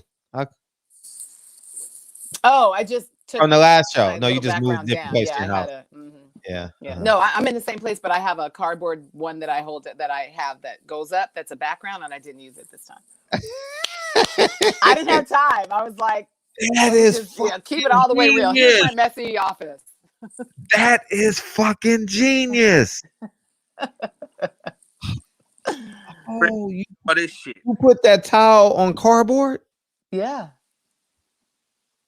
You the shit, dog. Let me have that, please. Since you're gonna be in here, you're gonna help me. I'm a little behind. Hurry up. Give me the background right there. You the shit. Just hand me that. Yeah, baby. Yes. You see it? The cardboard, the big piece of cardboard. Thank you. Oh. Hey, Freddie, all this shit. Hand it to me this way. Yeah. Thank you. I can't hear you, Kyle. I'm sorry. So my audio been trash for the last day. See? You're genius. Yeah. I bought some stick-on wallpaper from, Big Lots or something for $5. And then I put it on cardboard and I can unfold it and put it behind me. What I didn't do was get a piece of cardboard big enough. I need a double-sized piece of cardboard, right? So this could just literally span from top to bottom. So I have to attach it to things. And now that I'll do it again and I'll do it right this time and get a bigger piece of cardboard. But yeah. I'll be hacking, baby. I'll be finding out ways to make it work. That's genius. All right. Sorry, Kyle. Go ahead. No, this is fine. I appreciate you for coming on. Thanks a lot. Hey, Big Fred, I'll holler at you later on. Stop by. If y'all don't break no records tonight, man, stop by, Big Fred. We're going to talk about the wire. We got 8% left. She getting out of here and soar away. We leave when she leave. We leave when she leave. And that's a hell of a hack. That's a good hack, right? I should do one on that because everybody's doing all these Zoom calls. And set building. I'm building 2 sets right now. Oh. It's a really good one for set building because all sets are fake anyway. All you gotta do is get some of that stick-on wallpaper. It's super easy to use. You just lay it out and you can do really pretty backgrounds and you can do different ones and just put up a different background. Genius. Change out your wall easy. Yeah. Steal that one. That's a good one. I'm gonna give it back. Shout out to Jordan, man. Appreciate you. Yeah, because I had to go to Sylmar yesterday, and I went to go look at my way. Yeah, I was in your hood, and I had to go look at a studio, and there were some things that I had to I have to make some adjustments, but it's and that gave me some great ideas that I can have fun doing, because I'm a handyman, with the property. Yeah, you could do, Yes. You can consult with me anytime you'd like. And I can give you more ideas because I'm super good at that stuff. And next time matter of fact, just to one up that, the next time I'm in that hood, I'll give you like a week's notice and I'll pay you for your time and we can do all that stuff too. Pay me for my time. You speaking my words. Okay. Yeah. Nothing's free in this world. My consult fee. Nothing's free in this world, man. And love is free. Yeah, no, it's not. Hell no. It's not. But, you don't get time back, right, DB? You don't cost you something. That's a fact. So you better make it worth it. Facts. Big facts. So facts. Yeah, this has been so much fun, you guys. I always love coming to hang out with you. Y'all are really great people in general, and you have a fun show. So win-win. I appreciate you having me back. And we'll also talk about the event. So I don't know if you know any experts in the crypto world. I mean, I know of them. I don't know them personally, but I'm sure between the three of us, we could get to them. Yeah. PPD does a great job at that. She got magic, dog. Patty's amazing. Yeah, she got magic, dog. No, she is. And can she just manifest time out of nowhere? Like, she seems to have time to do everything she needs to do. And she's so on point. She's like fast. You know what I mean? I'll go on and check emails. I don't go back and check my emails again for another 2 hours. And people be replying like immediately. And I'm like, oh, I sent an email. I'll check it tomorrow. She's on it. By the time I come back and check, she done replied to 3 different things I needed. And I mean, she's amazing. I wish I could hire her myself. Y'all got, she's magical.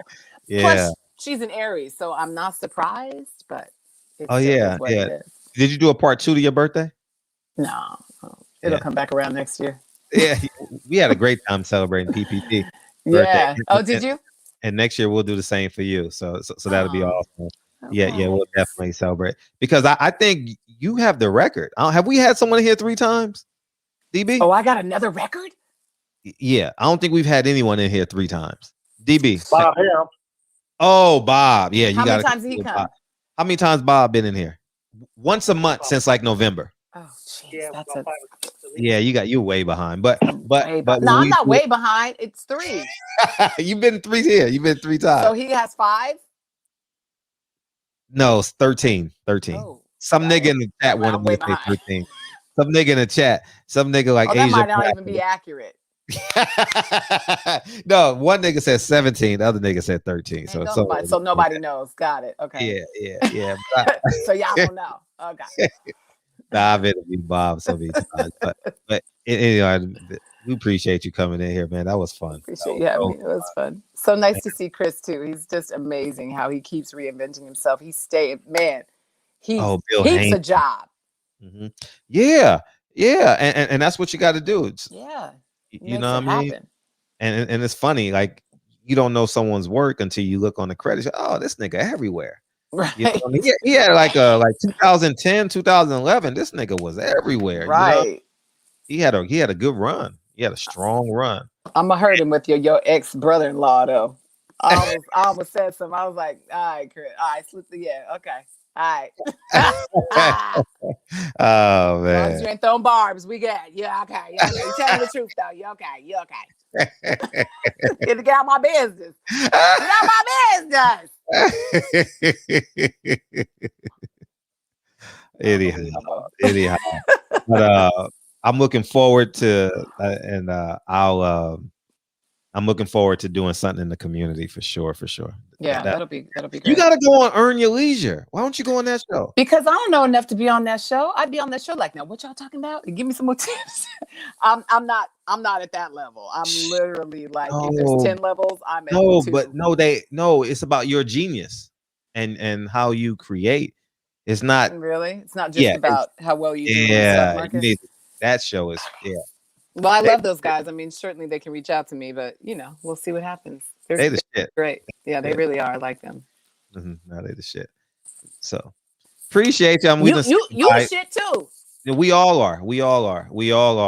And that's the beautiful thing about it. You know what I mean? That we can sit across from each other in the barbershop. Me and DB do this shit every night. We argue. Don't you know? Here's how beautiful this shit is. I feel like my phone's gonna cut you off, but try to get it in. Religiously, DB and I are polar opposites. Here's them. By far. 2, people think I'm the most intelligent one. DB is got more. No, but DB is more intelligent than me, more degrees than me. It's just the most. See, that's why it ain't always what meets the eye. You know what I mean? Yeah. And the point I'm saying is we sit in here and powwow every night. Yeah. And that's what it is. So that's why I say. So that's why I say we all great in this motherfucker. And yeah. So you gotta come back and we're gonna plan this event, DB. We're gonna plan this event and we're gonna have a great time. And I can't wait. July 10th, we already have the event. Backpacks. If your son want to come, if I'm in town, let me know about it on the thing. If I'm here, oh yeah, you got a free summer. You about to turn up. Hot Girl Summer 2021. I don't know how free my summer is. I got work to do, but I might have my hands free for a little bit in terms of my child. Yeah, but I'm gonna miss him. I don't want him to be without me. Oh yeah, I totally get that. But thank you. Yeah. DB, you want to say something too? Yeah, thanks for coming out. Put that on your calendar for right now, on July 10th. Put it on your calendar. Put a reminder on your cell phone for the 8th or the 9th, so you know it's coming up in a day or two, and you can prepare for it. And you can come out, just say hi to somebody. Oh, she out of town. Boom. Well, it's my goddaughter's birthday, so I am potentially out of town, but only in San Diego. No, there's no need to come back for that. But if you're in the meantime, I'm gonna put it in here anyhow, because then if she doesn't do anything, maybe I am here. But it's off the 405. So if you're headed that direction, then I can. It's literally 1 block from the 405. So where we're doing it at. So if you're on the 405 down to San Diego or the 5, you're out the way. But the 405, barbershop event. Mm-hmm. And PPD will reach out. Y'all have she'll remind me. Spirit type shit going on. So Yeah, Make sure I you love put her. barbershop She's great. notes behind. Yeah. Barbershop. My son already got a haircut 2 days ago. Facts. But we're totally looking for it because DB is hands-on, tactile in the community. He actually got love the that. church, he actually got the church for us. You know what I mean? Really? Yeah, PP. Yeah, we actually did it in the church. Our first location fell through, and we had about Great use. we had about 9 minutes to find another location, and DB came through. Wow, that's like magician level stuff. You just pulled the location out of your hat. Yeah, sometimes in the wild. chat, his name is called the Majestic. Wow. Yeah. Am I lying?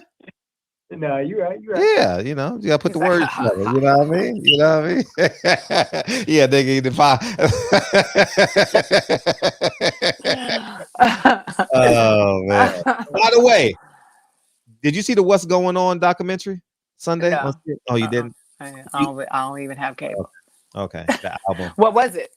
You don't need it. You don't need okay, cable. You good. got I YouTube. don't. The shit is on Everything else. YouTube right after it Oh, airs. it's on YouTube?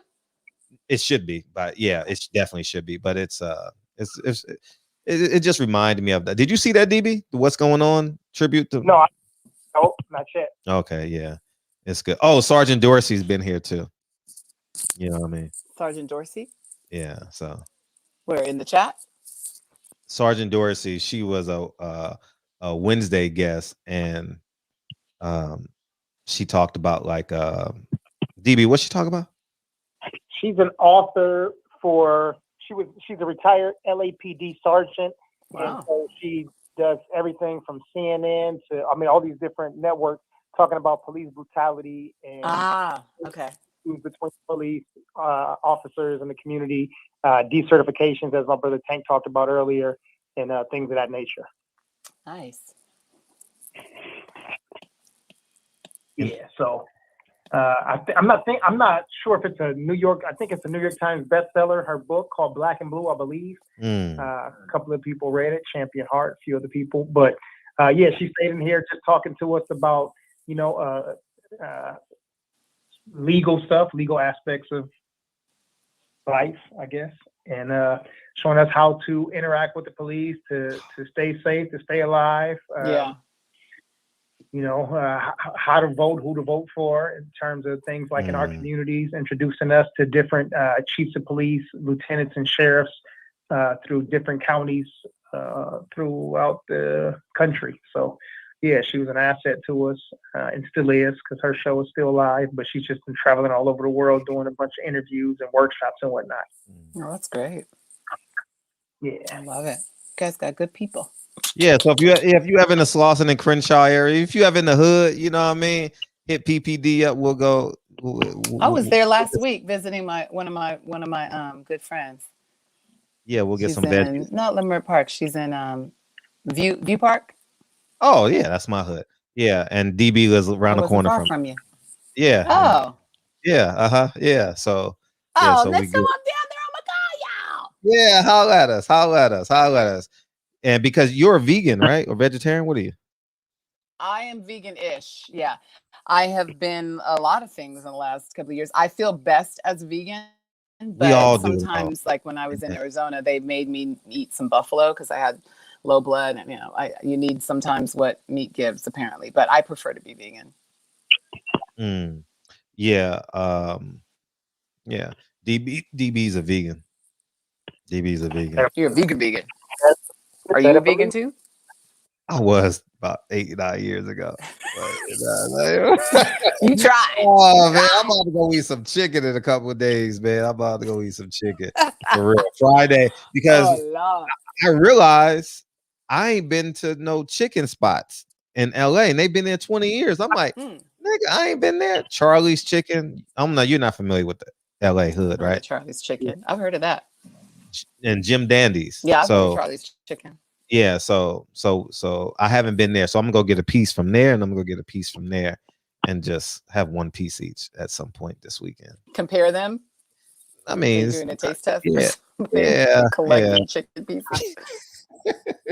yeah, something like that. Well, you better take some detox tea or some fight along with that chicken. I'll get it from body. PPD. You talking about I'll stay healthy. Mm-hmm. I'll get it from PPD. She got the detox lassos, you know. Or I could just hit some IG model. I could slide in her DM, be like, hey, I was about to use your code, but I figured I'll just get it directly from you. You know what I mean? You know what I'm saying? Just go to the link in my bio on my IG. You can buy it right there. Right. That's where to get it. Get it from me. Right. I love it so much. I decided to distribute it. And I'm glad you just did that. DB. There's this girl on IG, right? She did Leave It on the Floor on roller skates. Did you see that? Leave It on the Floor roller skates. Did you see? No, a lot of Leave It on the Floors. I don't know. Yeah, it's the boom. She's gone. So, anyways, it was a woman on the floor, right? Leave It on the Floor. Did you see that? No, was it in the last 30 days?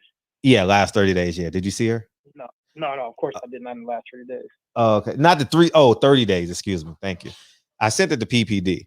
And she was real dainty, right? And she did this with her hands. She did, and it was just so feminine. You know how women do that.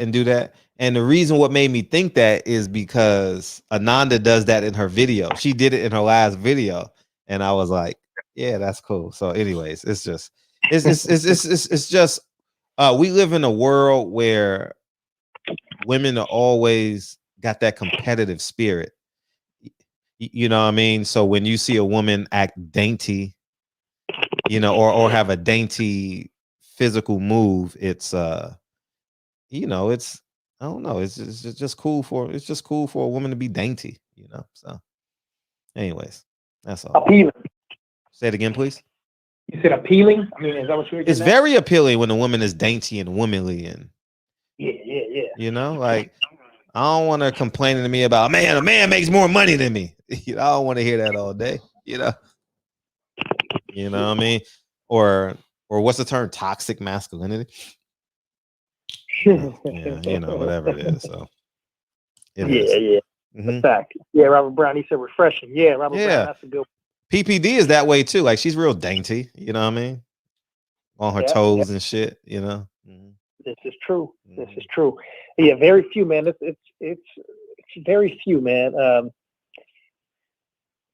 It's funny. Like if I look at somebody and I'm like, yeah, this person could be a 10-year partner for me, right? And I start listening to them and I'm like, she pretty, but when she talk, I don't like her. Or I'm like, she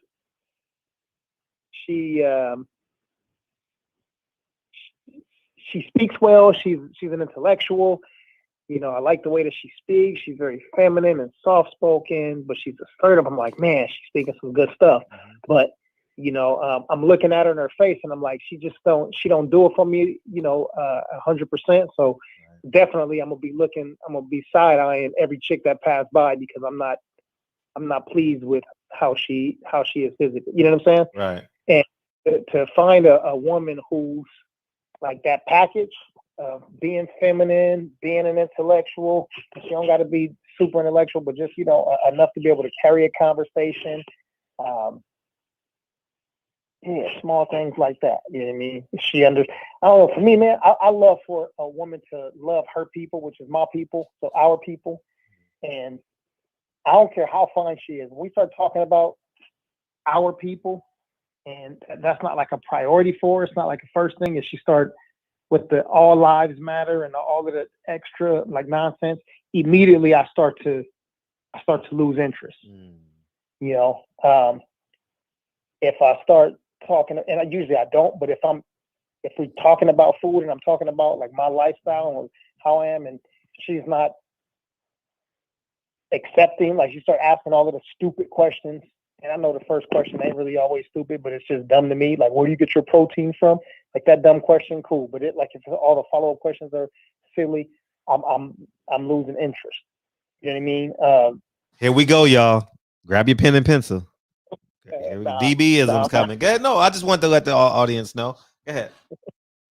No, I'm not gonna get on the soapbox, but it's tough, and I'm pretty sure for women it's the same thing. I mean, we probably only got 3 or 4 women that's in right now, but I'm pretty sure that they look for if they could get a package of 4 or 5 things in a man, it's like, all right, cool, he's cool.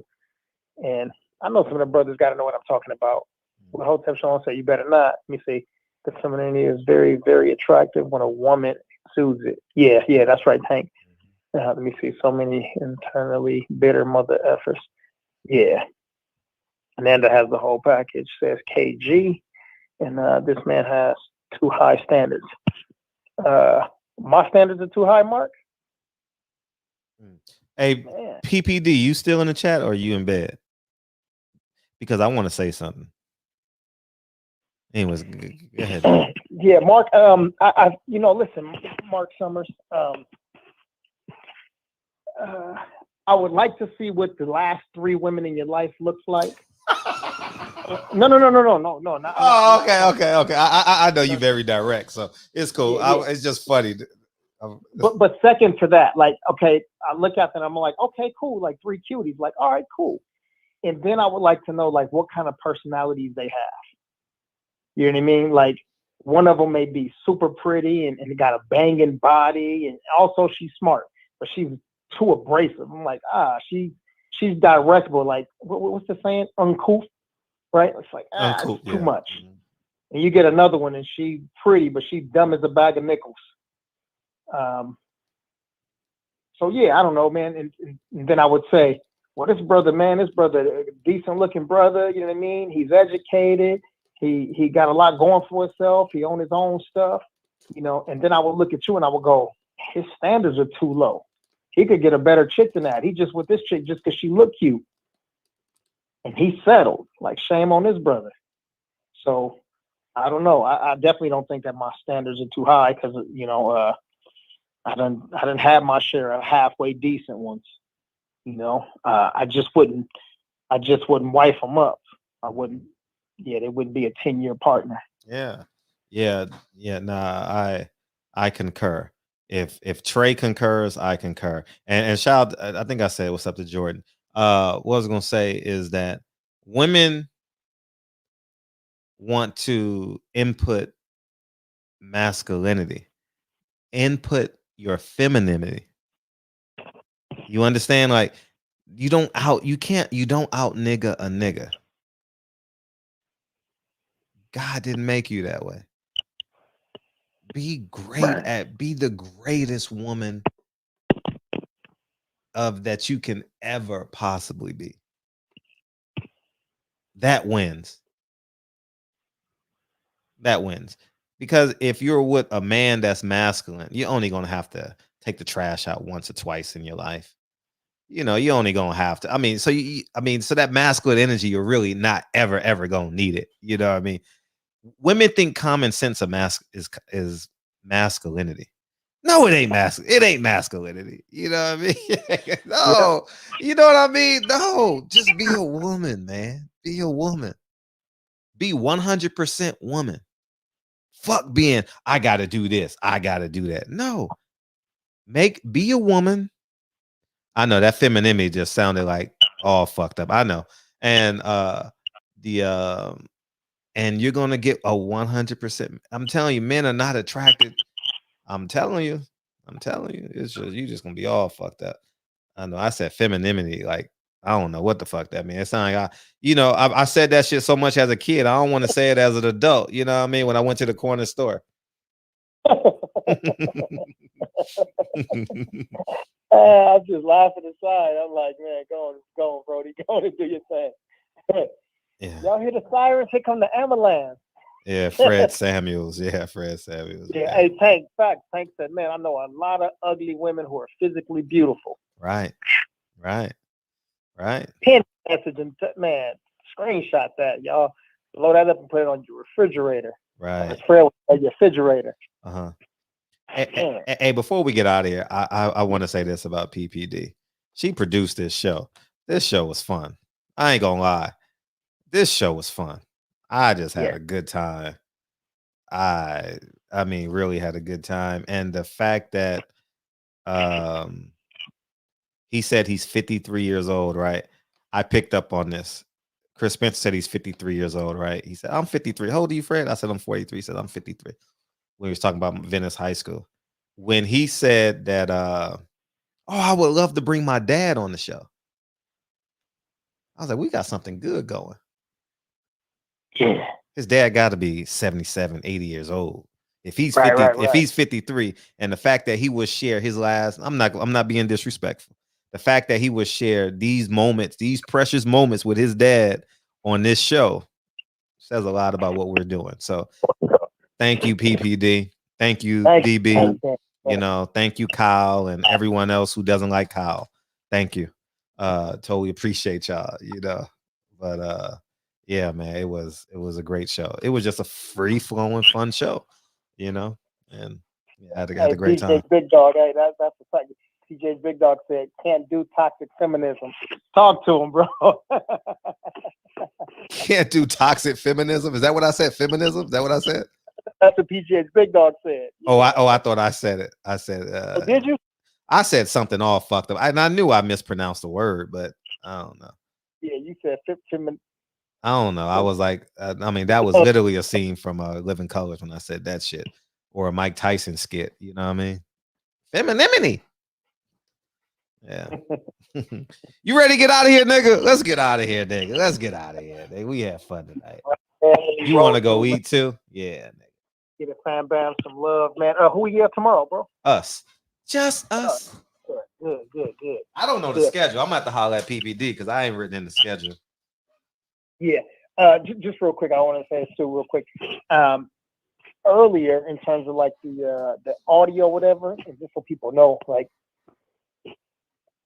I don't know, when I'm not beamed in, I guess that's probably why there's a delay, but there's always a delay. And then when there was more people here, there was even more of a delay. So instead of like a 1 second, it was like a 2 second delay. Gotcha. You know what I'm saying? Like, man, and I hate it because then it seemed like I'm slow and I'm far from that. You know what I'm saying? Like, I'm really fast. So by the time I start talking, you know, Chris or Ananda, they would jump back in, and I'm like, okay, I don't want to cut them off. So, yeah, hopefully, and this mother phone is tripping, and also the computer's tripping because of the Wi-Fi. Somehow it's bugged out, so I'm doing everything on one device instead of 3 or 4 today. But anyhow, just a little side note. But yeah, man, get some love to the fan band, man, before we bounce, rock, skate, and of course, man, first and foremost, want to throw some flowers at the feet of the Queen Patty Dean. She produced this show, dog. She produced this show. I'm not sure if she heard what I said because she didn't thank me. She's usually gracious with her thank you, so she obviously didn't hear what I said. So it's cool. Yeah, I'll call her after the show. I'll call you after the show, PPD, and tell you thank you. Yeah, give her some more love and thanks. Yeah, we gotta have Chris because I had a bunch of stuff. And I did a bunch of research and I had a bunch of stuff and I wasn't able to get it all. So yeah, we gotta get them. Yeah, because we jumped in your pauses. We definitely did. I was like, I was even like halfway teaching class today. You know, like telling the team captain and some of the fighters, like, yep, come on, finish running this drill. And I'm like listening to interviews and reading articles and stuff. I'm like, I got like 6 pages of stuff. I'm like, wow, I've had this much you know, ammo for a while. Like, this is a lot. But yeah, we got to get him back on. So I got some good stuff for him. But yeah, Hustler Slim throw a bunch of roses at the Queen Patty Dean's feet. Yes, indeed. Patty said, "No, I didn't hear you, Fred." Oh, she didn't. Okay. Basically, I'll repeat it. What I said was that you produced this show, and the fact that I heard when Chris Spencer's a 53-year-old man, and when he said, "Oh, I would love to bring my father on in here." His dad is funny. If you heard him, if you go to his Instagram, his dad is hilarious. And the fact that he said he would bring his dad in here, and if Chris Spencer is 53, his dad got to be what, 73, 75? So the fact that he would bring his dad on this platform and share these moments with his dad, you know what I mean? You know, it's a beautiful thing. It says that we are on to the right track. So I was just telling you thank you for producing tonight's show. We had a great time. So bang bang. Yes indeed, yes indeed. Hey, by the way, shout out. So a guest wanted to come on the show, right? Yeah. And I was like, yeah, I'm gonna send you to the producer because I don't know the calendar. Oh, you bougie now.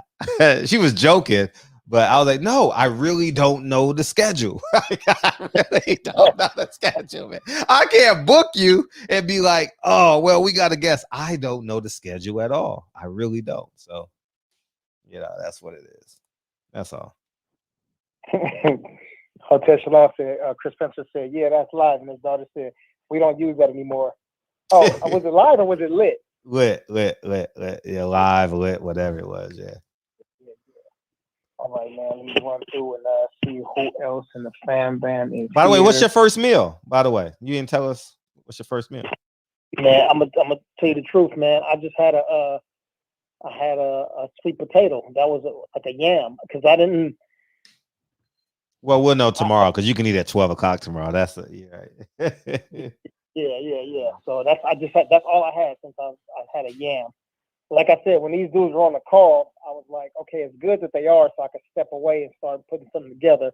But yeah, cutting me off. But all right. Let's see where we at. My brother, Mr. Tennessee himself, Hustler Slam, and of course the Queen Patty Dean, Robert Brown. He said, Fred Heyman now, huh? No, PPD is. I didn't produce the show. PPD did. I didn't produce shit. I just show up. I ain't lying. I don't talk to the guests. I don't talk to Ananda. I ain't never spoke to her. Let's see. The only guest I've let's see. Let's go down the list. How many guests have I spoken to before the show? Bob is the only one. And all I do is, hey, what's up, Bob? How you doing? Because Bob is not a man for wasted words. You got time tonight? Sure. What time would you like me? I says, 9 o'clock. Oh, cool. I'll be there. Call me 8:45. Cool. I'll do that. Let's see. Bob. Who else? Shit. I mean, Bill Haney don't count, right?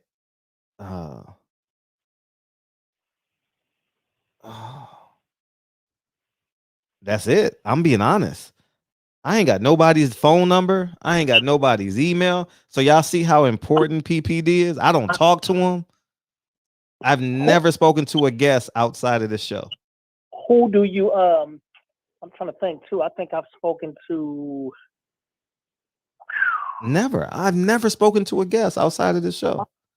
That's crazy. Well, outside of King Randall, that's that, but I've never spoken to King Randall on the phone or nothing. Who after the show do you, and I don't know, I don't think we ever talked about this. Suleiman, nope. PPD does all that talking. Go ahead. I don't talk to him. I'm sorry, DB. Say it again, please. No, go ahead, finish it. No, I'm just responding to the chat. Go ahead. Which guest, like after the show, has kept in touch where you either have conversations over the phone or through text or whatever that you kept in touch with and talked to often? None. Nobody? No. I'm being dead ass. Like, none. I ain't never spoke to a guest on the phone and had a 20-minute conversation since PPD's been producing the show. None. I'm being dead ass with you, dog. None. I'm serious. I'm dead. No, but after though, bro. No, none. None. Like, I'm trying, dog. None. Let me go through this list right now. Let me tell you right now. Nope. Wilder Hater, Jack Reese. Nope. B Dot. No. Mauricio. Andre Berto. No. Rob Kenner. Nope. Simone. Nope. Ken Miller. Nope. DeMar Johnson. Nope. Lita. Nope. Lil Flip. Nope. Ananda. Nope. John Carlos. Nope. Clark Clegg. Nope. Freddie Pendleton. Nope. Charleston White. Nope. Monique. Nope. Jamie Alexander. Nope. Michael Thompson. Nope. Brianna Chavez. Nope. Alan Hank. None, nigga. None. None. I never had a conversation with no guest outside of my minute and a half conversation with Bob Arum every time I get him on the show. Kendall Gill. He and I text whenever there's a fight. Organic Charlene. Nope. David Benavidez. Nope. Ruben Patterson. Nope. Brianna Betty. Nope. Stevie Fulton. Nope. Not one guess. Not one guess. Not making this shit up. Well, I know two people, man, that I talked to several times throughout the week since they've been here. Really? I talk to Freza Kendall all the time. And I Uh-huh. talk to Duke Cooper, man. Those are two real Oh, solid. yeah. Now, I don't talk to Tony Harris. I only talk to Tony Harris when we need to talk, but I support him. I do talk to Freza Kendall in Instagram, like responding to a comment or something like that, but not on the phone. Yeah. No, you talk to Frez on the phone though, right? Yeah. Yeah, see, I know none. You never would have thought that, huh? Nope, never. Not one, dog. Not one. I ain't lying. That's crazy. Not one. Yeah, like, I mean, you know, people on Instagram like say little stuff here and there, but most of the time they don't even know it's me. Like Ananda just did right now. You know what I'm saying? She No. you know, like I'll what is it called? Comment on her post. Oh, Wilder or Tay. I talk to Tay often. Maybe 5 times a week, 8 times a week. And you want me to go a step further? Go. I don't even have their contact information. 60% of the guests, I don't have their contact information. I don't have Ananda Lewis contact information. I don't have Chris Spencer's contact information. So y'all see how great PPD is? I don't do nothing. I don't know. Nah, she's special. Yeah. Great asset, no pun intended. Yeah. Facts on facts. Yeah, I mean, I think people got to know that.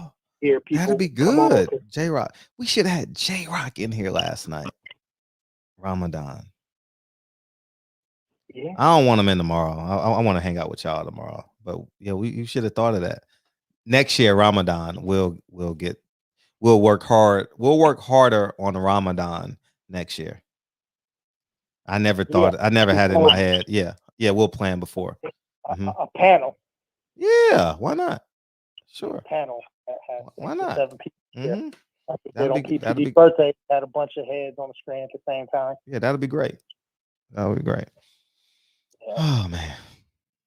All right. All right, man. I know y'all all ready to get out of here, so I'm gonna let me see if I can find where I'm at and give these brothers some love. Let me see. Should get J-Rock in here tomorrow with D Brand. Nope. Hell no, I wouldn't be getting these guests. That's a fact, JP. Impossible. How could I? Not as talented. Yeah, I think if me and Fred even tried together, going back to back, we still wouldn't be able to get what PPD can. It's just, I mean, she does it. It's not brand new for her. Like, she was doing this kind of stuff and been dealing with high end clientele through her own business and stuff that she did before. So, you know, she it's a certain lingo that you speak, you know, and the way you present the text message and the email when you send it to people. And if somebody hear my voice, you heard Chris, man, they could tell right away I'm from South Central. Is this for real? Like, that was really funny. Because y'all got to see DB in pictures though. That's why it's even more funny. Because it's really, that's why I said you don't know. You don't judge a book by its cover. If you see DB, that nigga, like, sometimes, you know, when he take pictures, he look like he a game banger. You know, game banger. You know what I mean? I'm a respectful, loving black man. Yeah. So on yeah. Crip. Yeah. But That South Central accent was funny, dog. For real. I ain't never heard that before. Put it like that. South Central accent. That's funny. That's funny, niggas. I don't give a fuck. That shit was funny. Hey, that's funny. Certain people like On hood, my right? brother when he talk. Hey, punch him. I'm gonna have you will see when we had the next event. I'm gonna make sure he out there on July 10th. But yeah, when you hear certain people like they just have a little. My brother basically he's like a masculine Ralph Tresvant. Oh my god. This nigga I ain't got no sensitivity. Oh man, this nigga. He said this nigga like a mascot Ralph Tresvant. That shit don't go together though, but I get what you're saying. I mean, you could have said Bill Bellamy, you know. Nah, it's different. It's different because Bill Bellamy ain't no pretty boy. Oh, okay. All right. I don't know. All them niggas was on the other side of the cafeteria and shit. I don't know none of them niggas.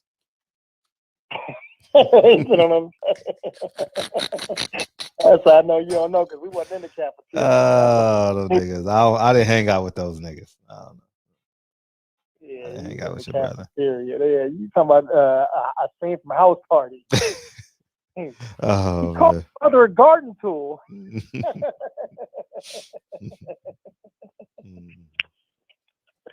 Oh man, Fred Dro, yeah. Yeah, we got it though. Y'all can hear, don't y'all hear when Reggie speak? Don't y'all hear when Jarvis talk too? They got the same thing. Nah, yours is nigga. Nah, he nailed you to the man. He described you to the T, nigga. That shit was funny. Me and PPD had that conversation, dog. Literally. If you didn't know Reggie, if you didn't know Jarvis.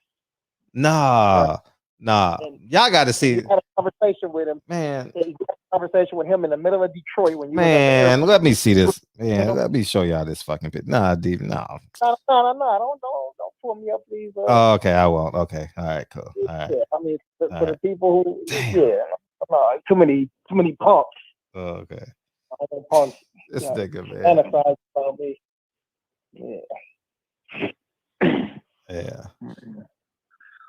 Let's see.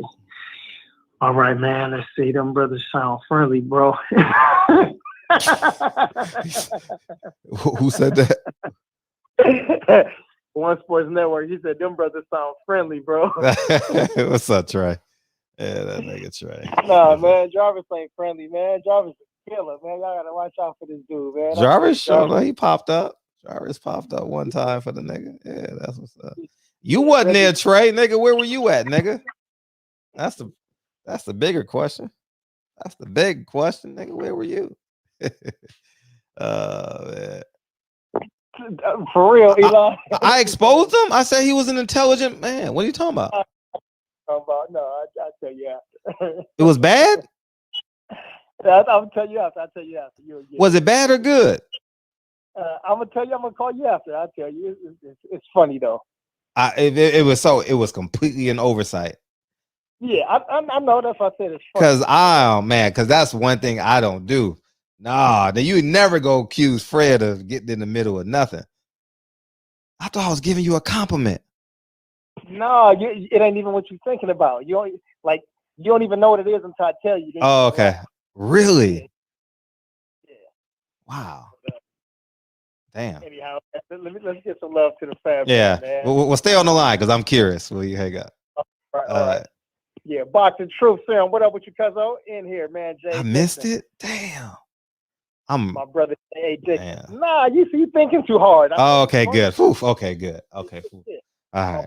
Because that's the one thing I don't ever want to get in between a man and a woman, dog. Nah, nah. Eli Zachary thought everything. My Brody in Texas, man. One Sports Network. What up with you, family? A-Ron 24 in the building, Jersey. Stand up. Yes, indeed. Asia Mav, the Queen Patty Day, my big bro Puncho in the building. Lou, Hotel Shalom in the building. D came in. D said, good show. My brother Jarvis in here, South Central Los Angeles. Better believe it.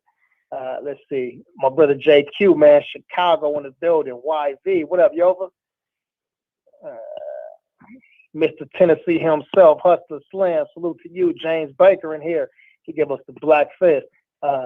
Taylor Bell, he said Akeem Olajuwon. I think he's talking about for next year's show. Yeah, that'd be great to get the Dream in here, man. He is, imagine. Yeah, you were just gonna let some shit slip. I missed it, huh? Damn.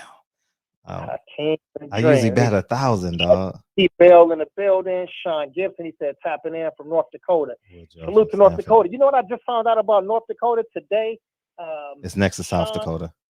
I just found out that North Dakota is above South Dakota. Is the #1 state for harvesting honey. Yeah, that's like the honey capital of the United States. So, just random facts. I was looking at random facts about each state this morning when I woke up. Had to get my read on. Sometimes when I do my reading, I like to just look at random stuff first before I start going into like some of the holy doctrines and stuff. But anyway, shout out to Robert Brown. Let's see who else, man. We got in here.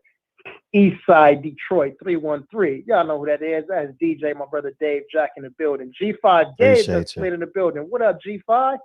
Texas in the building. Where you been? S. Riddle 45. Salute, bro.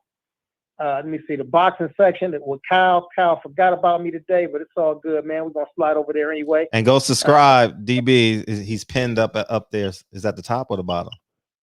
It's at the top. At the top, yeah. Go subscribe to DB. Well, appreciate you. See, who else we got? Mississippi King was in here a little minute ago. Yeah, man, I think that's everybody that's still in here now. Hold on, my phone just jumped on me. Hold on, I'm gonna get y'all. Let's see. Okay, yeah, we got you, Dave Bell. Oh, and the other DJ. DJ said, "Great show once again, fellas." Thank you, DJ. Appreciate you. And bang bang. I think that's it right there, man. Peoples Hernandez, we're gonna wait on you. And Rob G Film, where you at, man? We've been missing you all week, brother. And salute to all of the OGs. Donald Grant, the OG, Deacon 305 wasn't in here today. Asia Math did come through. Who else? I'm missing 2 more of the OGs. Who else I'm missing? Andre Finest. One more OG. Who else I'm missing? Terrence Bailey was in here. Oh yeah, Terrence Bailey was in here too. But it's another OG, man. Am I missing somebody else? Anyway, but yeah. That's what's up. Tell her we said thank you, Jordan. Gregory X. That's what I was thinking about. Too. Oh, Gregory X. Yeah. My girl was in the shop before me tonight. She getting real. Okay. Salute to you and your girl, Jordan. Yeah, this is DB, by the way. Salute to Miss Awesome. Yeah. Is that how you pronounce your name? I've never said your last name, Jordan. Isum. Yeah, when it's 4 letters, it'd be tough. You know what I'm saying? Oh, shut the fuck up, nigga. No. I'm saying in a name. No. No. I knew you was probably gonna say, "What do you think that name is?" So I was just. Okay. What do you think the name is? Yeah, 4 letters. I don't. You know what's funny is because he might say Isom, and then if you ask his dad, it's Isom. It's Isom. They might say Isom too, but then the great grandfather might say it's Ism. So it's Isom. Isom. It's Isom because he didn't put an E at the end. Isom. Okay. Right on. I see you. All right. Well, man, the fat lady has sung. No pun intended. Salute to the not to the Puckets. What's to the Gwynn family? Salute to the Gwynn family. Syllable Butcher. Play the song.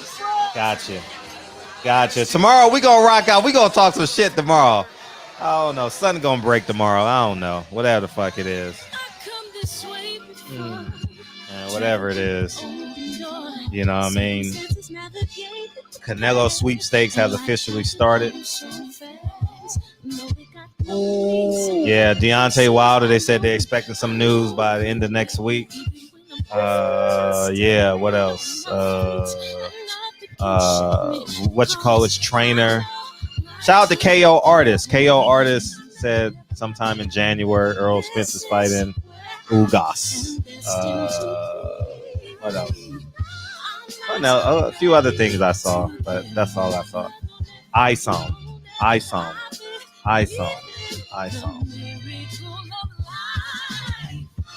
Lights to play with no rehearsal.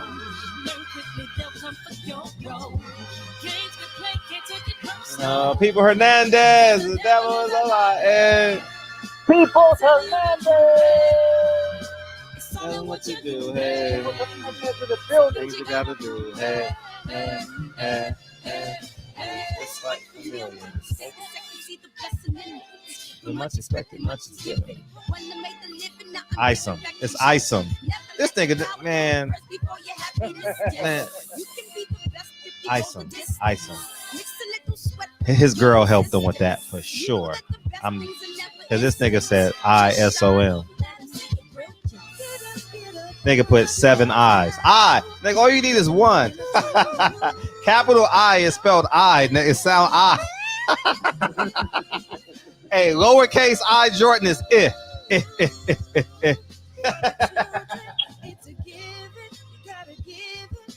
Oh, man. Run the game like I'm A6. Anyways, what do I know? Nigga can't read after 10 anyway. What, this 12:19? Y'all niggas gotta wait till 6 a.m.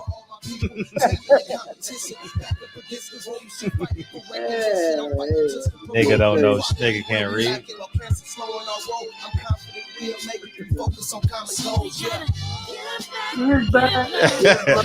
Hey, yeah, degrees my ass. Nigga, I hustle these degrees, man. You know how many fat white girls I smash to get these fucking degrees? You know how many fat, ugly girls I smash to get these degrees? I'm joking, man. It just sounds funny. I did a little bit of work. You know what I mean? Shit. You know what I mean? What's up? Yeah, man. Take it personal, because the devil is a lie. I'm telling you the truth. It's all in what you do. But they were graceful, though, Jordan. They were graceful. I don't know if you heard that part of the conversation.